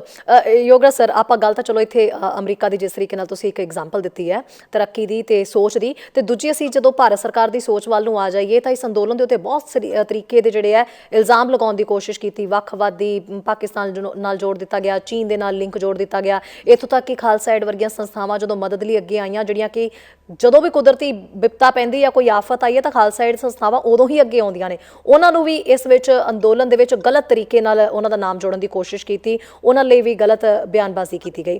ਕੀ ਲੱਗਦਾ ਹੈ ਸਰ, ਜਦੋਂ ਇਸ ਤਰੀਕੇ ਦੀ ਬਿਆਨਬਾਜ਼ੀ ਹੋ ਰਹੀ ਹੈ, ਕਦੀ ਕੈਨੇਡਾ ਤੋਂ ਫੰਡਿੰਗ ਦੀ ਗੱਲ ਕਰ ਦਿੱਤੀ ਜਾਂਦੀ ਹੈ ਕਿ ਕੈਨੇਡਾ ਦੇ ਫੰਡ ਜਿਹੜੇ ਨੇ ਉਹ ਆ ਰਹੇ ਨੇ ਤਾਂ ਇਹ ਅੰਦੋਲਨ ਜਿਹੜਾ ਉਸ ਨੂੰ ਫੰਡਿੰਗ ਹੋ ਰਹੀ ਹੈ, ਇੱਦਾਂ ਦੇ ਜਦੋਂ ਇਲਜ਼ਾਮ ਲੱਗ ਰਹੇ ਨੇ, ਦੂਜੇ ਪਾਸੇ ਸਰਕਾਰ ਇਹ ਕਹਿ ਦਿੰਦੀ ਹੈ ਕਿ ਅੰਦੋਲਨਕਾਰੀ ਤੇ ਜਿਹੜੇ ਸਰਕਾਰ ਹੈ ਉਹਨਾਂ ਦੇ ਵਿਚਾਲੇ ਜਿਹੜਾ ਗੱਲਬਾਤ ਦਾ ਰਸਤਾ ਹੈ, ਬਾਤਚੀਤ ਜਿਹੜੀ ਹੈ ਉਹ ਹੁੰਦੀ ਰਹਿਣੀ ਚਾਹੀਦੀ ਹੈ। ਇਹ ਦੋਹਰੀ ਜਿਹੜੀ ਨੀਤੀ ਅਪਣਾਈ ਜਾ ਰਹੀ ਹੈ, ਇਹਨੂੰ ਕਿਵੇਂ ਦੇਖਦੇ ਹੋ ਤੁਸੀਂ? ਪਹਿਲੀ ਗੱਲ ਤਾਂ ਭੈਣ ਜੀ ਹੈ ਵੀ ਕਾਵਾਂ ਦੇ ਬਹਿਣ ਨਾਲ ਬਨੇਰੀ ਨਹੀਂ ਢਹਿੰਦੀ, ਇੱਕ ਗੱਲ। ਦੂਜੀ ਗੱਲ, ਮੈਨੂੰ ਇਸ ਗੱਲ ਦਾ ਬੜਾ ਅਫਸੋਸ ਹੈ, ਦੁੱਖ ਹੈ, ਐਡਾ ਮਹਾਨ ਦੇਸ਼, ਐਡਾ ਵੱਡਾ ਦੇਸ਼, ਇਸ ਦੇਸ਼ ਦੀਆਂ ਗੱਲਾਂ ਸਾਰੀ ਦੁਨੀਆ ਦੇ ਵਿੱਚ ਹੁੰਦੀਆਂ ਕਿ ਸਾਰੇ ਵਰਗ ਤੇ ਧਰਮਾਂ ਦੇ ਲੋਕ ਕਿੰਨੇ ਪਿਆਰ ਨਾਲ ਰਹਿੰਦੇ ਆ। ਉੱਥੇ ਜਿਹੜੀ ਰਾਜਨੀਤੀ ਹੈ, ਇਹ ਅੱਜ ਦੀ ਗੱਲ ਨਹੀਂ ਹੈ, ਜਿਹੜੀ ਗੱਲ ਤੁਸੀਂ ਕਰ ਰਹੇ ਹੋ ਅੱਜ ਦੀ ਗੱਲ ਨਹੀਂ, ਪਿਛਲੇ 75 ਸਾਲਾਂ ਤੋਂ ਇਹੀ ਕੁਝ ਹੁੰਦਾ ਆ ਰਿਹਾ ਹੈ। ਬੇਸ਼ੱਕ ਉਹ ਕੋਈ ਵੀ ਪਾਰਟੀ ਸੀ, ਕੋਈ ਵੀ ਲੀਡਰਸ਼ਿਪ ਸੀ, ਉਹ ਨੈਗੇਟਿਵ ਬੇਹੁਦਾ ਤੇ ਗੰਦੀ, ਮੈਂ ਪੋਲਿਟਿਕਸ ਕਹੂੰਗਾ, ਡਰਟੀ ਪੋਲਿਟਿਕਸ ਖੇਡਦੇ ਨੇ। ਜੇ ਜ਼ਿੰਦਗੀ ਦੇ ਵਿੱਚ ਤੁਸੀਂ ਦੋ ਸਿਆਣੇ ਬੰਦੇ ਆਪੋਜੀਸ਼ਨ ਪਾਰਟੀ 'ਚ ਬੈਠੇ ਆ ਔਰ ਦੋਨੋਂ ਸਿਆਣੀਆਂ ਗੱਲਾਂ ਕਰ ਰਹੇ ਤੇ ਹੱਥ ਮਿਲਾ ਕੇ ਉੱਠ ਰਹੇ, ਉਹਦੇ ਵਿੱਚ ਆਪਣਾ ਕੀ ਜਾਂਦਾ? ਸੋ ਮੈਂ ਸਮਝਦਾ ਆ ਜਿਹੜੀਆਂ ਚੀਜ਼ਾਂ ਨੇ, ਤੁਸੀਂ ਜੀ ਕਿਸੇ ਨੂੰ ਕਿਸੇ ਨਾਲ ਜੋੜਤਾ, ਕਦੇ ਕਿਸੇ ਨੂੰ ਕਿਸੇ ਨਾਲ ਜੋੜਤਾ, ਇਹ ਕਦ ਤੱਕ ਚੱਲੇਗਾ? ਦੇਖੋ, ਨੈਗੇਟਿਵ ਚੀਜ਼ ਨਾ ਤਾਂ ਰੱਬ ਨੂੰ ਭਾਉਂਦੀ ਹੈ। ਜਿਹੜੀ ਚੀਜ਼ ਇੱਕ ਕਿਸੇ ਦੇ ਤਰੱਕੀ ਵਾਸਤੇ, ਆਵਾਮ ਦੀ ਤਰੱਕੀ ਵਾਸਤੇ ਬੰਦਾ ਸੋਚਦਾ ਹੈ, ਉੱਥੇ ਕੁਦਰਤ ਤੇ ਰੱਬ ਨਾਲ ਖੜ ਜਾਂਦਾ ਹੈ, ਗੁਰੂ ਪੀਰ ਪੈਗੰਬਰ ਦੇਵੀ ਦੇਵਤੇ ਨਾਲ ਖੜ ਜਾਂਦੇ ਆ। ਜਦ ਤੁਸੀਂ ਮਾੜੀਆਂ ਗੱਲਾਂ ਕਰਦੇ ਹੋ, ਤੁਸੀਂ ਇਹੋ ਜਿਹੀਆਂ ਬੇਹੁਦਾ ਗੱਲਾਂ ਕਰਦੇ ਹੋ, ਇਸ ਗੱਲਾਂ ਦਾ ਅਸਰ ਕੀ ਹੁੰਦਾ? ਕੁਝ ਨਹੀਂ ਹੁੰਦਾ। ਜਿਹੜੇ ਹੁਣ ਦੇਖੋ ਲੋਕੀ ਬਹੁਤ ਸਿਆਣੇ ਹੋ ਗਏ। ਮੈਂ ਤੁਹਾਨੂੰ ਇੱਕ ਗੱਲ ਕਹਿਣਾ ਚਾਹੁੰਦਾ ਕਿ ਹਿੰਦੁਸਤਾਨ ਦੇ ਵਿੱਚ ਜਿਹੜਾ ਯੂਥ ਹੈ 35 ਸਾਲ ਤੋਂ ਉੱਪਰ ਜਿਹੜਾ ਹੈ, 19 ਸਾਲ ਤੋਂ ਲੈ ਕੇ 40 ਸਾਲ ਤੱਕ, ਉਹ ਯੂਥ ਹੁਣ ਬਹੁਤ ਸਿਆਣਾ ਹੋ ਗਿਆ। ਉਹਨਾਂ ਨੂੰ ਪਤਾ ਹੈ ਇਹਨਾਂ ਦੀਆਂ ਕੀ ਚਾਲਾਂ ਹੁਣ ਉਹ ਚੱਲਣੀਆਂ ਨੇ। ਪਰ ਬੇਸਿਕਲੀ ਇਹ ਗੱਲ ਕਰਨੀ ਨਹੀਂ ਚਾਹੀਦੀ ਕਦੇ ਵੀ। ਸਿਆਣੇ ਜਿਹੜੇ ਸੂਝਵਾਨ ਲੋਕ ਨੇ ਉਹ ਕਦੇ ਵੀ ਇਸ ਤਰ੍ਹਾਂ ਦੀਆਂ ਗੱਲਾਂ ਨਹੀਂ ਕਰਦੇ ਕਿ ਤੁਸੀਂ ਆਪ ਦੇ ਬੰਦਿਆਂ ਤੇ ਟੈਗ ਲਾਈ ਜਾਓ, ਆਪ ਦੇ ਬੰਦਿਆਂ ਨੂੰ ਤੋੜੀ ਜਾਓ, ਆਪ ਦੇ ਬੰਦੇ ਨੂੰ ਵੰਡੀ ਜਾਓ। ਇਹ ਕਿੱਥੇ ਦੀ ਸਿਆਣਪ ਹੈ? ਔਰ ਮੈਨੂੰ ਦੱਸੋ ਇਹ ਗੱਲ ਕਦ ਤੱਕ ਚੱਲੇਗੀ? ਇਹ ਤਾਂ 75 ਸਾਲ ਪਹਿਲਾਂ ਜਦ ਪਾਰਟੀਸ਼ਨ ਹੋਈ ਉਦੋਂ ਸ਼ੁਰੂ ਹੋਇਆ, ਉਸ ਤੋਂ ਪਹਿਲਾਂ ਵੀ ਸ਼ੁਰੂ ਹੋਇਆ, ਤੇ ਅੱਜ ਵੀ ਆਪਾਂ ਉੱਥੇ ਆ ਕੇ ਖੜੇ ਹਾਂ। ਆਪਾਂ ਜ਼ਿੰਦਗੀ 'ਚ ਕਿਹੜੀ ਤਰੱਕੀ ਕਰ ਲਈ? ਸੋ ਮੈਂ ਸਮਝਦਾ ਜੇ ਸਾਰਿਆਂ ਨੂੰ ਜੋੜ ਕੇ ਚੱਲਾਂਗੇ, ਜੇ ਸਾਰੇ ਧਰਮਾਂ ਨੂੰ, ਸਾਰੇ ਵਰਗ ਦੇ ਲੋਕਾਂ ਨੂੰ, ਸਾਰਿਆਂ ਨੂੰ ਇੱਕ ਪਲੇਟਫਾਰਮ ਤੇ ਰੱਖਾਂਗੇ, ਜਿਵੇਂ ਗੁਰੂ ਸਾਹਿਬ ਕਹਿੰਦੇ ਸੀ, ਏਕ ਨੂਰ ਤੇ ਸਭ ਜਗ ਉਪਜਿਆ, ਕੌਣ ਭਲੇ ਕੋ ਮੰਦੇ। ਲੰਗਰ ਦੀ ਪ੍ਰਥਾ ਚਲਾਈ ਵੀ ਇੱਥੇ, ਰਾਜਾ ਰੰਕ ਸਭ ਇੱਕੋ ਹੀ ਹੈ। ਤੇ ਜਦ ਰੱਬ ਨੇ ਸਾਰੇ ਆਵਾਮ ਨੂੰ ਇੱਕੋ ਜਿਹਾ ਹੀ ਪੈਦਾ ਕੀਤਾ ਤੇ ਆਪਾਂ ਉਹਨਾਂ ਨੂੰ ਗਲ ਲਾ ਕੇ ਅੱਗੇ ਨਹੀਂ ਤੁਰ ਸਕਦੇ? ਕੀ ਇਹ ਜ਼ਰੂਰੀ ਹੈ ਕਿ ਆਪਾਂ ਜ਼ਿੰਦਗੀ ਦੇ ਵਿੱਚ ਤੋੜ ਭੰਨ ਗੋਰਿਆਂ ਵਾਂਗੂ ਕਰ ਕਰਾ ਕੇ, ਅੱਗੇ ਉਹਨਾਂ ਨੇ ਆਪਣੇ ਦੇਸ਼ ਦਾ ਸੱਤਿਆਨਾਸ਼ ਮਾਰਿਆ, ਪਹਿਲਾਂ ਮੁਗਲਾਂ ਨੇ ਮਾਰਿਆ, ਤੇ ਹੁਣ ਆਪਾਂ ਆਪਣੇ ਹੱਥੀ ਆਪਣੀ ਜੜ ਕਿਉਂ ਪੁੱਟਦੇ? ਸੋ ਮੈਂ ਸਮਝਦਾ ਥੋੜੀ ਜਿਹੀ ਸਿਆਣਪ ਕਰਨੀ ਚਾਹੀਦੀ ਹੈ, ਕਿਉਂਕਿ ਸਿਆਣੇ ਲੋਕ ਨੇ, ਇਹ ਨਹੀਂ ਬੱਚੇ ਨੇ, ਇਹ ਨਹੀਂ ਵੀ ਉਹਨਾਂ ਦੀ ਅਕਲਾਂ ਹੈ ਨਹੀਂ। ਐਡੇ ਵੱਡੇ ਤਖਤੋ ਤਾਜ ਦੇ ਮਾਲਕ ਨੇ, ਪਾਰਟੀ ਚਲਾ ਰਹੇ ਨੇ, ਹਿੰਦੁਸਤਾਨ ਨੂੰ ਚਲਾ ਰਹੇ ਨੇ, ਚਲਾਉਂਦੇ ਆ ਰਹੇ 75 ਸਾਲ ਤੋਂ। ਕੱਲੀ ਕੋਈ ਇੱਕ ਪਾਰਟੀ ਦੀ ਗੱਲ ਨਹੀਂ, ਇੱਕ ਲੀਡਰਸ਼ਿਪ ਦੀ ਗੱਲ ਨਹੀਂ ਹੈ। ਸਾਰੇ ਨੂੰ ਇਕੱਠੇ ਹੋ ਕੇ ਦੇਸ਼ ਵਾਸਤੇ ਤੇ ਦੇਸ਼ ਵਾਸੀਆਂ ਵਾਸਤੇ ਸੋਚਣਾ ਚਾਹੀਦਾ। ਜੀ ਬਿਲਕੁਲ ਸਰ, ਜਿਹੜੇ ਕਲਾਕਾਰ ਨੇ ਅੰਦੋਲਨ ਨਾਲ ਜੁੜੇ ਰਹੇ ਨੇ, ਉਹਨਾਂ ਦੀ ਕੰਟਰੀਬਿਊਸ਼ਨ ਨੂੰ ਤੁਸੀਂ ਕਿਵੇਂ ਦੇਖਦੇ ਹੋ? ਖਾਸ ਕਰਕੇ ਗੀਤਾਂ ਦੀ ਨੁਹਾਰ ਬਦਲ ਗਈ ਹੈ, ਦੇਖਿਆ ਸੀ ਕਿਸਾਨੀ ਦੇ ਉੱਤੇ ਬਹੁਤ ਸਾਰੇ ਗੀਤ ਆਏ। ਸੋ ਲੱਗਦਾ ਹੈ ਕਿ ਜਿਹੜੀ ਡਿਮਾਂਡ ਸਪਲਾਈ ਹੁਣ ਗੀਤਾਂ ਨੂੰ ਲੈ ਕੇ ਉਹ ਵੀ ਬਦਲ ਚੁੱਕੀ ਹੈ ਤੇ ਇੱਕ ਵੱਖਰੇ ਤਰੀਕੇ ਦੇ ਬਦਲਾਅ ਹੁਣ ਜਿਹੜੇ ਆਉਣਗੇ। ਬਹੁਤ ਸੋਚ ਬਦਲੀ ਹੈ ਜੀ। ਮੈਂ ਤਾਂ ਕਲਾਕਾਰਾਂ ਨੂੰ, ਸਾਰਿਆਂ ਨੂੰ, ਸਿੰਗਰਾਂ ਨੂੰ, ਮੈਂ ਉਹਨਾਂ ਚਰਨਾਂ 'ਚ ਸੀਸ ਝੁਕਦਾ ਕਿ ਉਹਨਾਂ ਸਾਰਿਆਂ ਨੇ ਇਕੱਠੇ ਹੋ ਕੇ ਬਹੁਤ ਖੂਬਸੂਰਤ ਕੰਮ ਕੀਤਾ ਔਰ ਇੱਕ ਦੂਜੇ ਨਾਲ ਬੜਾ ਪਿਆਰ ਹੋ ਗਿਆ, ਇੱਕ ਦੂਜੇ ਨਾਲ ਜੁੜ ਗਏ ਆ ਸਾਰੇ। ਇਸ ਮੁਹੱਬਤ, ਇਸ ਪਿਆਰ ਨੂੰ, ਜਿਹਨੂੰ ਮੈਂ ਸਮਝਦਾ ਸੀ ਸਾਡੇ ਪੰਜਾਬ ਦੇ ਵਿੱਚ ਹੀ ਪੈਦਾ ਹੋਇਆ, ਇਹਦੇ ਵਿੱਚ ਇਹਨਾਂ ਲੋਕਾਂ ਨੇ ਬਹੁਤ ਯੋਗਦਾਨ ਪਾਇਆ। ਸਾਰੇ ਕਲਾਕਾਰਾਂ ਨੇ, ਸਾਰੇ ਸਿੰਗਰਾਂ ਨੇ, ਬਹੁਤ ਸਾਰੇ ਬੰਦਿਆਂ ਨੇ, ਸਾਰਿਆਂ ਨੂੰ ਬਹੁਤ ਵਧਾਈ ਦਿੰਦਾ ਔਰ ਧੰਨਵਾਦ ਕਰਦਾ ਕਿ ਆਪਾਂ ਸਾਰੇ ਇੱਕ ਦੂਜੇ ਨਾਲ ਜੁੜ ਕੇ ਆਪ ਦੀ ਧਰਤੀ ਮਾਂ ਵਾਸਤੇ, ਆਪਣੀ ਪੰਜਾਬ ਦੀ ਧਰਤੀ ਮਾਂ ਵਾਸਤੇ ਆਪਾਂ ਬਹੁਤ ਕੁਝ ਕਰ ਸਕੇ। ਔਰ ਗੱਲ ਇੱਥੇ ਹੀ ਨਹੀਂ ਮੁੱਕਦੀ। ਮੈਂ ਇਸ ਤੋਂ ਗਾਂਹ ਵੀ ਜਾਣਾ ਚਾਹੁੰਦਾ, ਕਲਾਕਾਰਾਂ ਨੂੰ ਸਾਰਿਆਂ ਨੂੰ ਕਹਿਣਾ ਚਾਹੁੰਦਾ, ਜਿੰਨੇ ਵੀ ਬੰਦੇ ਜੁੜੇ, ਕਲਾਕਾਰ ਸੀ, ਸਿੰਗਰ ਸੀ, ਕੋਈ ਸੀ, ਵੀ ਅਜੇ ਗੱਲ ਖਤਮ ਨਹੀਂ ਹੋਗੀ। ਜੇ ਬਿੱਲ ਆਪਣੇ ਵਾਪਸ ਵੀ ਹੋ ਜਾਣਗੇ, ਸਭ ਕੁਝ ਠੀਕ ਹੋ ਜਾਊਗਾ, ਉਸ ਤੋਂ ਅੱਗੇ ਵੀ ਆਪਾਂ ਨੂੰ ਪੰਜਾਬ ਨੂੰ ਲੈ ਕੇ ਚੱਲਣਾ ਪਊਗਾ। ਸਾਰੇ ਇਕੱਠੇ ਹੋ ਕੇ ਆਪਣੇ ਕਲਾਕਾਰੀ ਵੀ ਕਰੋ, ਸਿੰਗਿੰਗ ਵੀ ਕਰੋ, ਔਰ ਦੇਸ਼ ਭਗਤੀ ਦੇ ਗਾਣੇ ਵੀ ਗਾਓ। ਤੁਹਾਡੀ ਸੋਚ 'ਚ ਬੜਾ ਫਰਕ ਆ ਗਿਆ, ਤੁਹਾਡੇ ਪਿਆਰ ਮੁਹੱਬਤ 'ਚ ਬੜਾ ਫਰਕ ਆ ਗਿਆ। ਆਪਾਂ ਅੱਗੇ ਤੋਂ ਵੀ ਇਕੱਠੇ ਹੋ ਕੇ ਪੰਜਾਬ ਨੂੰ ਆਪਾਂ ਸਵਾਰਨਾ ਹੈ। ਆਪਣੀ ਗੱਲ ਅਜੇ ਇੱਥੇ ਖਤਮ ਨਹੀਂ ਹੁੰਦੀ। ਅੱਜ ਜਦ ਬਿੱਲ ਵਾਪਸ ਹੋਣਗੇ, ਜਦ ਸਾਰੇ ਲੋਕ ਆਪਣੇ ਘਰ ਵਾਪਸ ਆਉਣਗੇ, ਉਦੋਂ ਆਪਣੀ ਜ਼ਿੰਮੇਵਾਰੀਆਂ ਜ਼ਿਆਦਾ ਵੱਧ ਜਾਂਦੀਆਂ ਨੇ। ਆਪਾਂ ਇਸੇ ਅੰਦੋਲਨ ਦੀ ਸੋਚ ਨੂੰ ਲੈ ਕੇ ਅੱਗੇ ਆਪਣੇ ਪੰਜਾਬ ਨੂੰ ਇੱਕ ਵਿਸ਼ਾਲ ਪੰਜਾਬ ਬਣਾਉਣਾ ਹੈ, ਜਿਹੜਾ ਕਿ ਮਹਾਂ ਪੰਜਾਬ ਕਦੇ ਕਹਾਉਂਦਾ ਸੀ, ਉਹਦਾ ਸੂਰਜ ਆਪਾਂ ਵਾਪਸ ਲੈ ਕੇ ਆਈਏ। ਬਹੁਤ ਬਹੁਤ ਧੰਨਵਾਦ ਹੈ ਸਾਰੇ ਕਲਾਕਾਰਾਂ ਦਾ, ਸਾਰੇ ਸਿੰਗਰਾਂ ਦਾ। ਹੱਥ ਜੋੜ ਕੇ ਤੁਹਾਡੇ ਚਰਨਾਂ 'ਚ ਸਿਰ ਝੁਕਦਾ। ਸ਼ਾਬਾਸ਼ ਏ, ਤੁਸੀਂ ਅੰਦੋਲਨ ਨੂੰ ਜਿਹੜੇ 4 ਚੰਦ ਲਏ ਨੇ, ਮੈਨੂੰ ਉਹਦਾ ਬਹੁਤ ਫਖਰ ਹੈ, ਕਿਉਂਕਿ ਮੈਂ ਵੀ ਤੁਹਾਡੇ ਚ ਇੱਕ ਛੋਟਾ ਜਿਹਾ ਪਰਿੰਦਾ ਜਿਹਨੇ ਕੰਮ ਕਰਨ ਦੀ ਕੋਸ਼ਿਸ਼ ਕੀਤੀ ਹੈ, ਤੇ ਮੈਨੂੰ ਬੜਾ ਮਾਣ ਹੈ, ਬੜੀ ਖੁਸ਼ੀ ਹੈ ਸਾਰੇ ਕਲਾਕਾਰਾਂ ਦੇ ਤੇ ਸਾਰੇ ਸਿੰਗਰਾਂ। ਸਰ, ਥੋੜੇ ਜਿਹੇ ਸ਼ਬਦਾਂ ਦੇ ਵਿੱਚ ਇਹ ਵੀ ਜਾਣਨਾ ਚਾਹਾਂਗੇ ਕਿ ਬਹੁਤ ਸਾਰਾ ਤਬਕਾ ਇਸ ਅੰਦੋਲਨ ਦੇ ਨਾਲ ਜੁੜ ਗਿਆ, ਬਹੁਤ ਸਾਰੇ ਵਰਗ ਜਿਹੜੇ ਨੇ ਉਹਨਾਂ ਨੇ ਆਪਣੇ ਅਵਾਰਡ ਵਾਪਸ ਕਰ ਦਿੱਤੇ, ਪਰ ਕ੍ਰਿਕਟਰਸ ਜਿਹੜੇ ਨੇ ਉਹ ਥੋੜਾ ਜਿਹਾ ਪਿੱਛੇ ਰਹੇ। ਕ੍ਰਿਕਟਰਸ ਦੀ ਭੂਮਿਕਾ ਕੁਝ ਖਾਸ ਇਸ ਅੰਦੋਲਨ ਦੇ ਵਿੱਚ ਦੇਖਣ ਨੂੰ ਨਹੀਂ ਮਿਲੀ। ਤੁਸੀਂ ਖੁਦ ਇੱਕ ਖਿਡਾਰੀ ਰਹੇ ਹੋ, ਇਸ ਲਈ ਸਵਾਲ ਤੁਹਾਨੂੰ। ਤੁਹਾਡਾ ਸਵਾਲ ਬੜਾ ਵੱਡਾ ਹੈ ਤੇ ਮੈਂ ਇਸ ਚੀਜ਼ ਦਾ ਕੀ ਜਵਾਬ ਦਿਆਂ। ਮੈਂ ਇੰਨਾ ਜ਼ਰੂਰ ਕਹੂੰਗਾ ਸਾਰੇ ਖਿਡਾਰੀਆਂ ਨੂੰ ਜਿਨ੍ਹਾਂ ਨੇ ਵਾਪਸ ਕੀਤੇ ਮੈਡਲਸ, ਆਪਣੇ ਸਭ ਕੁਝ ਕੀਤਾ, ਉਹਨਾਂ ਨੇ ਆਪਣਾ ਰੋਸ ਜਤਾਇਆ। ਔਰ ਕ੍ਰਿਕਟਰਸ ਨੇ ਜੇ ਨਹੀਂ ਕੀਤਾ ਤਾਂ ਉਹਨਾਂ ਨੂੰ ਕਰਨਾ ਚਾਹੀਦਾ, ਅੱਗੇ ਵੱਧ ਕੇ ਆਉਣਾ ਚਾਹੀਦਾ। ਮੈਂ ਵੀ ਦੇਸ਼ ਲਈ ਖੇਡਿਆ ਔਰ ਮੈਂ ਓਪਨਲੀ ਕਿਸਾਨਾਂ ਦੇ ਮੁੱਦੇ ਨੂੰ ਸਪੋਰਟ ਕਰਦਾ ਔਰ ਕਰਦਾ ਆ ਰਿਹਾ। ਮੇਰੇ ਹਿਸਾਬ ਨਾਲ ਜਿੰਨੇ ਕ੍ਰਿਕਟਰਸ ਨੇ, ਜੇ ਵੀ ਇਕੱਠੇ ਹੋ ਕੇ ਅੱਜ ਇਹ ਸਮਝਣਗੇ ਕਿ ਇਹ ਵੀ ਜ਼ਿਮੀਂਦਾਰਾਂ ਦੇ ਹੀ ਪੁੱਤਰ ਨੇ, ਇਹਨਾਂ ਦੇ ਵੱਡ ਵਡੇਰੇ ਵੀ ਜ਼ਿਮੀਂਦਾਰੀ ਸੀਗੇ। ਆਫਟਰ ਆਲ ਅੱਜ ਤੋਂ 100 ਸਾਲ 150 ਸਾਲ ਪਹਿਲਾਂ ਤਾਂ ਜ਼ਿਮੀਂਦਾਰੀ ਸੀ, ਜਿਹਨੂੰ ਆਪਾਂ ਜੱਟ ਕਹਿੰਦੇ ਸੀ। ਜੱਟ ਮੀਨਸ ਜ਼ਿਮੀਂਦਾਰ, ਜਿਹੜਾ ਜ਼ਮੀਨ ਨਾਲ ਜੁੜਿਆ ਨੂੰ ਆਪਾਂ ਜੱਟ ਕਹਿ ਦਿੰਦੇ ਆ। ਸੋ ਆਈ ਥਿੰਕ ਇਹ ਬੜਾ ਇੰਪੋਰਟੈਂਟ ਹੈ ਇਹਨਾਂ ਵਾਸਤੇ ਵੀ, ਕ੍ਰਿਕਟਰਸ ਵਾਸਤੇ ਵੀ, ਹੁਮਾ ਕੇ ਅੱਗੇ ਆਉਣ, ਕਿਸਾਨਾਂ ਦੇ ਨਾਲ ਖੜਨ। ਬੇਸ਼ੱਕ ਇਹਨਾਂ ਨੂੰ ਕੋਈ ਗੱਲ ਕਰਨ ਦੀ ਲੋੜ ਨਹੀਂ, ਲੇਕਿਨ ਸਰਕਾਰ ਨੂੰ ਬੇਨਤੀ ਤਾਂ ਕਰ ਹੀ ਸਕਦੇ। ਬੇਨਤੀ ਕਰਨ ਤਾਂ ਕੁਝ ਨਹੀਂ ਜਾਂਦਾ। ਜੇ ਸਾਰੇ ਹਿੰਦੁਸਤਾਨ ਦੇ ਕ੍ਰਿਕਟਰ ਕੇ ਜਿਹੜੇ ਫਰਸਟ ਕਲਾਸ ਖੇਡ ਰਹੇ, ਇੰਡੀਆ ਖੇਡ ਗਏ, ਉਹ ਹੱਥ ਜੋੜ ਕੇ ਕਹਿ ਤਾਂ ਸਕਦੇ ਨਾ ਪ੍ਰਧਾਨ ਮੰਤਰੀ ਜੀ ਨੂੰ ਕਿ ਜੀ ਤੁਸੀਂ ਇਨਸਾਫ ਕਰੋ। ਆਫਟਰ ਆਲ ਇਹ ਵੀ ਜਿਹੜੇ ਕਿਸਾਨ ਨੇ, ਇਹਨਾਂ ਚੋਂ ਹੀ ਆਪਾਂ ਪੈਦਾ ਹੋਏ ਨੇ। ਇਹ ਕਰਨਾ ਚਾਹੀਦਾ ਔਰ ਨਹੀਂ ਕੀਤਾ, ਇਸ ਚੀਜ਼ ਦਾ ਮੈਨੂੰ ਦੁੱਖ ਹੈ। ਬਾਕੀ ਉਹਨਾਂ ਦੀ ਮਰਜ਼ੀ ਆ, ਹਰੇਕ ਬੰਦੇ ਦੀ ਆਪਣੀ ਆਪਣੀ ਸੋਚ। ਸਰ, ਆਖਰੀ ਸਵਾਲ, ਜਿਹੜੇ ਪੰਜਾਬ ਦੇ ਆਪਣੇ ਹੀਰੋਜ਼ ਨੇ, ਲਾਈਕ ਜਿਸ ਤਰੀਕੇ ਨਾਲ ਅਸੀਂ ਗੱਲ ਕਰੀਏ ਭਗਤ ਸਿੰਘ, ਊਧਮ ਸਿੰਘ, ਹੁਣ ਲੱਗਦਾ ਹੈ ਕਿ ਉਹੋ ਜਿਹਾ ਪੰਜਾਬ ਫਿਰ ਤੋਂ ਬਣਨ ਜਾ ਰਿਹਾ? ਮੈਂ ਜਦੋਂ ਅੰਦੋਲਨ ਦੇ ਵਿੱਚ ਸੀਗਾ ਭੈਣ ਜੀ, 2 ਮਿੰਟ ਗੱਲ ਸੁਣਨੀ ਪੈਣੀ ਹੈ। ਮੈਨੂੰ ਏਦਾਂ ਲੱਗਦਾ ਸੀ ਕਿ ਹਰ ਮਾਂ ਇਹ ਕਹਿੰਦੀ ਹੈ ਵੀ ਭਗਤ ਸਿੰਘ ਨਾ ਗੁਆਂਢੀਆਂ ਦੇ ਜੰਮੇ, ਮੇਰੇ ਨਾ ਜੰਮੇ। ਲੇਕਿਨ ਅੱਜ ਮੈਨੂੰ ਇਸ ਗੱਲ ਦਾ ਯਕੀਨ ਹੋ ਗਿਆ ਕਿ ਹਰ ਮਾਂ ਇਹ ਕਹਿੰਦੀ ਹੈ ਮੇਰੀ ਕੁੱਖ ਚੋਂ ਭਗਤ ਸਿੰਘ ਜੰਮੇ, ਮੇਰੀ ਕੁੱਖ ਚੋਂ ਊਧਮ ਸਿੰਘ ਜੰਮੇ।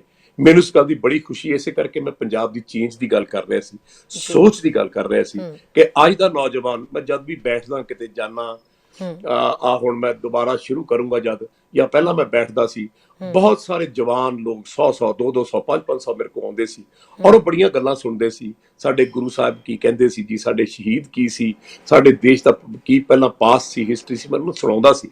ਔਰ ਮੈਨੂੰ ਇਸ ਗੱਲ ਦੀ ਬੜੀ ਖੁਸ਼ੀ ਹੈ ਕਿ ਜਿਹੜਾ ਸਾਡਾ ਜਵਾਨ ਤਬਕਾ ਹੈ, ਇਹਨਾਂ ਦੇ ਵਿੱਚ ਉਹ ਸਪਿਰਿਟ ਪੈਦਾ ਹੋਈ ਹੈ। ਇਸੇ ਕਰਕੇ ਅੱਜ ਜਿਹੜਾ ਅੰਦੋਲਨ ਹੈ ਉਹ ਐਡਾ ਮਹਾਨ ਅੰਦੋਲਨ ਬਣਿਆ, ਜਿਹਦਾ ਇਤਿਹਾਸ ਦੁਨੀਆ ਦੇ ਸਹਿਰੀ ਅੱਖਰਾਂ ਦੇ ਵਿੱਚ ਲਿਖਿਆ ਜਾਏਗਾ। ਇਹਦਾ ਕੁਝ ਵੀ ਕੱਲ ਨੂੰ ਰਿਜ਼ਲਟ ਹੋਵੇ, ਇਹ ਰੱਬ ਨੂੰ ਪਤਾ ਹੈ, ਖੁਦਾ ਜਾਣਦਾ ਹੈ, ਲੇਕਿਨ ਮੈਨੂੰ ਇਸ ਗੱਲ ਦਾ ਪਤਾ ਹੈ ਕਿ ਦੁਨੀਆ ਯਾਦ ਕਰੇਗੀ। ਇਸ ਅੰਦੋਲਨ ਨੇ ਪੰਜਾਬ ਦੇ ਨੌਜਵਾਨਾਂ ਨੂੰ, ਪੰਜਾਬ ਦੀ ਧਰਤੀ ਤੇ ਲੋਕਾਂ ਨੂੰ, ਬਾਹਰਲਿਆਂ ਨੂੰ, ਸਾਰਿਆਂ ਨੂੰ ਇੱਕ ਪਰਿਵਾਰ ਬਣਾਤਾ, ਜਿਹੜਾ ਕਿ ਹਮੇਸ਼ਾ ਮੈਂ ਚਾਹੁੰਦਾ ਸੀ ਅਸੀਂ ਇੱਕ ਪਰਿਵਾਰ ਬਣ ਕੇ ਚੱਲੀਏ ਤੇ ਆਪਦੀ ਪੰਜਾਬ ਦੀ ਧਰਤੀ ਨੂੰ 4 ਚੰਦ ਲਾਈਏ। ਜੀ ਸਰ, ਆਖਿਰ ਦੇ ਵਿੱਚ ਹੁਣ ਨਵਾਂ ਸਾਲ ਚੜ੍ਹਨ ਲੱਗਿਆ ਤੇ ਅਸੀਂ ਜਿਹੜਾ ਪਿਛਲਾ ਸਾਲ ਹੈ ਇਹਨੂੰ ਮਤਲਬ ਇਹ ਜਾ ਰਿਹਾ, ਕੀ ਮੈਸੇਜ ਦੇਣਾ ਚਾਹੋਗੇ? ਇਸ ਵੇਲੇ ਤੁਹਾਨੂੰ ਬਹੁਤ ਸਾਰੇ ਲੋਕ ਸੁਣ ਰਹੇ ਨੇ, ਕੈਨੇਡਾ ਦੇ ਲੋਕ ਵੀ ਤੁਹਾਡੇ ਨਾਲ ਇਸ ਵੇਲੇ ਤੁਹਾਡੀ ਗੱਲਬਾਤ ਸੁਣ ਰਹੇ ਨੇ, ਕੀ ਮੈਸੇਜ ਹੈ ਉਹਨਾਂ ਸਾਰਿਆਂ ਲਈ? ਮੁਬਾਰਕਬਾਦ ਮੈਂ ਦਿਲੋਂ ਦੇਣਾ ਚਾਹੁੰਦਾ ਔਰ ਨया ਸਾਲ ਸਭ ਨੂੰ ਬਹੁਤ ਬਹੁਤ ਮੁਬਾਰਕ ਹੋਵੇ। ਲੇਕਿਨ ਦਿਲ ਦੁਖਦਾ ਹੈ, ਇਹ ਮੁਬਾਰਕ ਹੋਰ ਵੱਡੀ ਬਣ ਜਾਣੀ ਸੀ ਜੇ ਸਾਡੀ ਸਰਕਾਰ ਜਿਹੜੇ ਬਿੱਲ ਹੈ ਸਾਡੀ ਝੋਲੀਆਂ 'ਚ ਪਾਣ ਕੇ ਸੁੱਟ ਦਿੰਦੇ। ਉਹ ਤਮਾਮ ਜਿਹੜੇ ਸ਼ਹੀਦ ਹੋ ਗਏ ਇਸ ਅੰਦੋਲਨ ਦੇ ਵਿੱਚ, ਮੈਂ ਗੁਰੂ ਮਹਾਰਾਜ ਸਾਹਮਣੇ ਅਰਦਾਸ ਕਰਦਾ ਕਿ ਉਹਨਾਂ ਦੀਆਂ ਰੂਹਾਂ ਨੂੰ ਆਪਣੇ ਚਰਨਾਂ 'ਚ ਰੱਖਣ, ਨਵਾਜ਼ਣ, ਔਰ ਉਹ ਜਿਹੜੇ ਸ਼ਹੀਦ ਹੋਏ ਨੇ ਇਸ ਅੰਦੋਲਨ ਦੇ ਵਿੱਚ ਉਹ ਯਾਦ ਰੱਖਣ ਕਿ ਤੁਹਾਡਾ ਜਿਹੜਾ ਖੂਨ ਡੁੱਲਿਆ ਉਹ ਵਿਅਰਥ ਨਹੀਂ ਜਾਏਗਾ, ਕਿਉਂਕਿ ਹੁਣ ਜਿੰਨੇ ਵੀ ਯੂਥ ਹੈ, ਜਿੰਨੇ ਵੀ ਪੰਜਾਬ ਦੇ ਲੋਕ ਨੇ ਜਾਂ ਹਿੰਦੁਸਤਾਨ ਦੇ ਲੋਕ ਨੇ, ਹਰ ਵਰਗ ਦੇ ਲੋਕ ਨੇ, ਉਹ ਤੁਹਾਡੇ ਸ਼ਹੀਦਾਂ ਨੂੰ ਪ੍ਰਣਾਮ ਕਰਦੇ ਨੇ। ਔਰ ਤੁਸੀਂ ਯਕੀਨ ਰੱਖਿਓ ਜੇ ਜਿੱਥੇ ਵੀ ਤੁਸੀਂ ਖੁਦਾ ਦੀ ਚਰਨਾਂ 'ਚ ਬੈਠੇ ਹੋ, ਤੁਸੀਂ ਦੇਖਣਾ ਕਿ ਤੁਹਾਡੇ ਜਿਹੜੀ ਇਹ ਸ਼ਹੀਦੀ ਹੈ ਇਹ ਵਿਅਰਥ ਨਹੀਂ ਜਾਏਗੀ। ਅੱਜ ਤੁਸੀਂ ਆਪਣੀਆਂ ਜਾਨਾਂ ਦੇ ਕੇ, ਆਪਣੇ ਆਪ ਨੂੰ ਅਰਪਣ ਕਰਕੇ ਪੰਜਾਬ ਨੂੰ ਕਈ ਭਗਤ ਸਿੰਘ, ਕਈ ਊਧਮ ਸਿੰਘ ਤੇ ਕਈ ਸੂਰਮੇ ਪੈਦਾ ਕੀਤੇ ਨੇ, ਜਿਹੜੇ ਆਉਣ ਵਾਲੇ ਸਮੇਂ 'ਚ ਤੁਹਾਨੂੰ ਬਹੁਤ ਨਾਜ਼ ਹੋਊਗਾ, ਫਖਰ ਹੋਊਗਾ। ਜੀ ਬਿਲਕੁਲ, ਬਹੁਤ ਬਹੁਤ ਸ਼ੁਕਰੀਆ ਸਰ ਗੱਲਬਾਤ ਕਰਨ ਦੇ ਲਈ, ਆਪਣਾ ਕੀਮਤੀ ਸਮਾਂ ਤੁਸੀਂ ਕੱਢਿਆ, ਬਹੁਤ ਬਹੁਤ ਧੰਨਵਾਦ ਜੀ।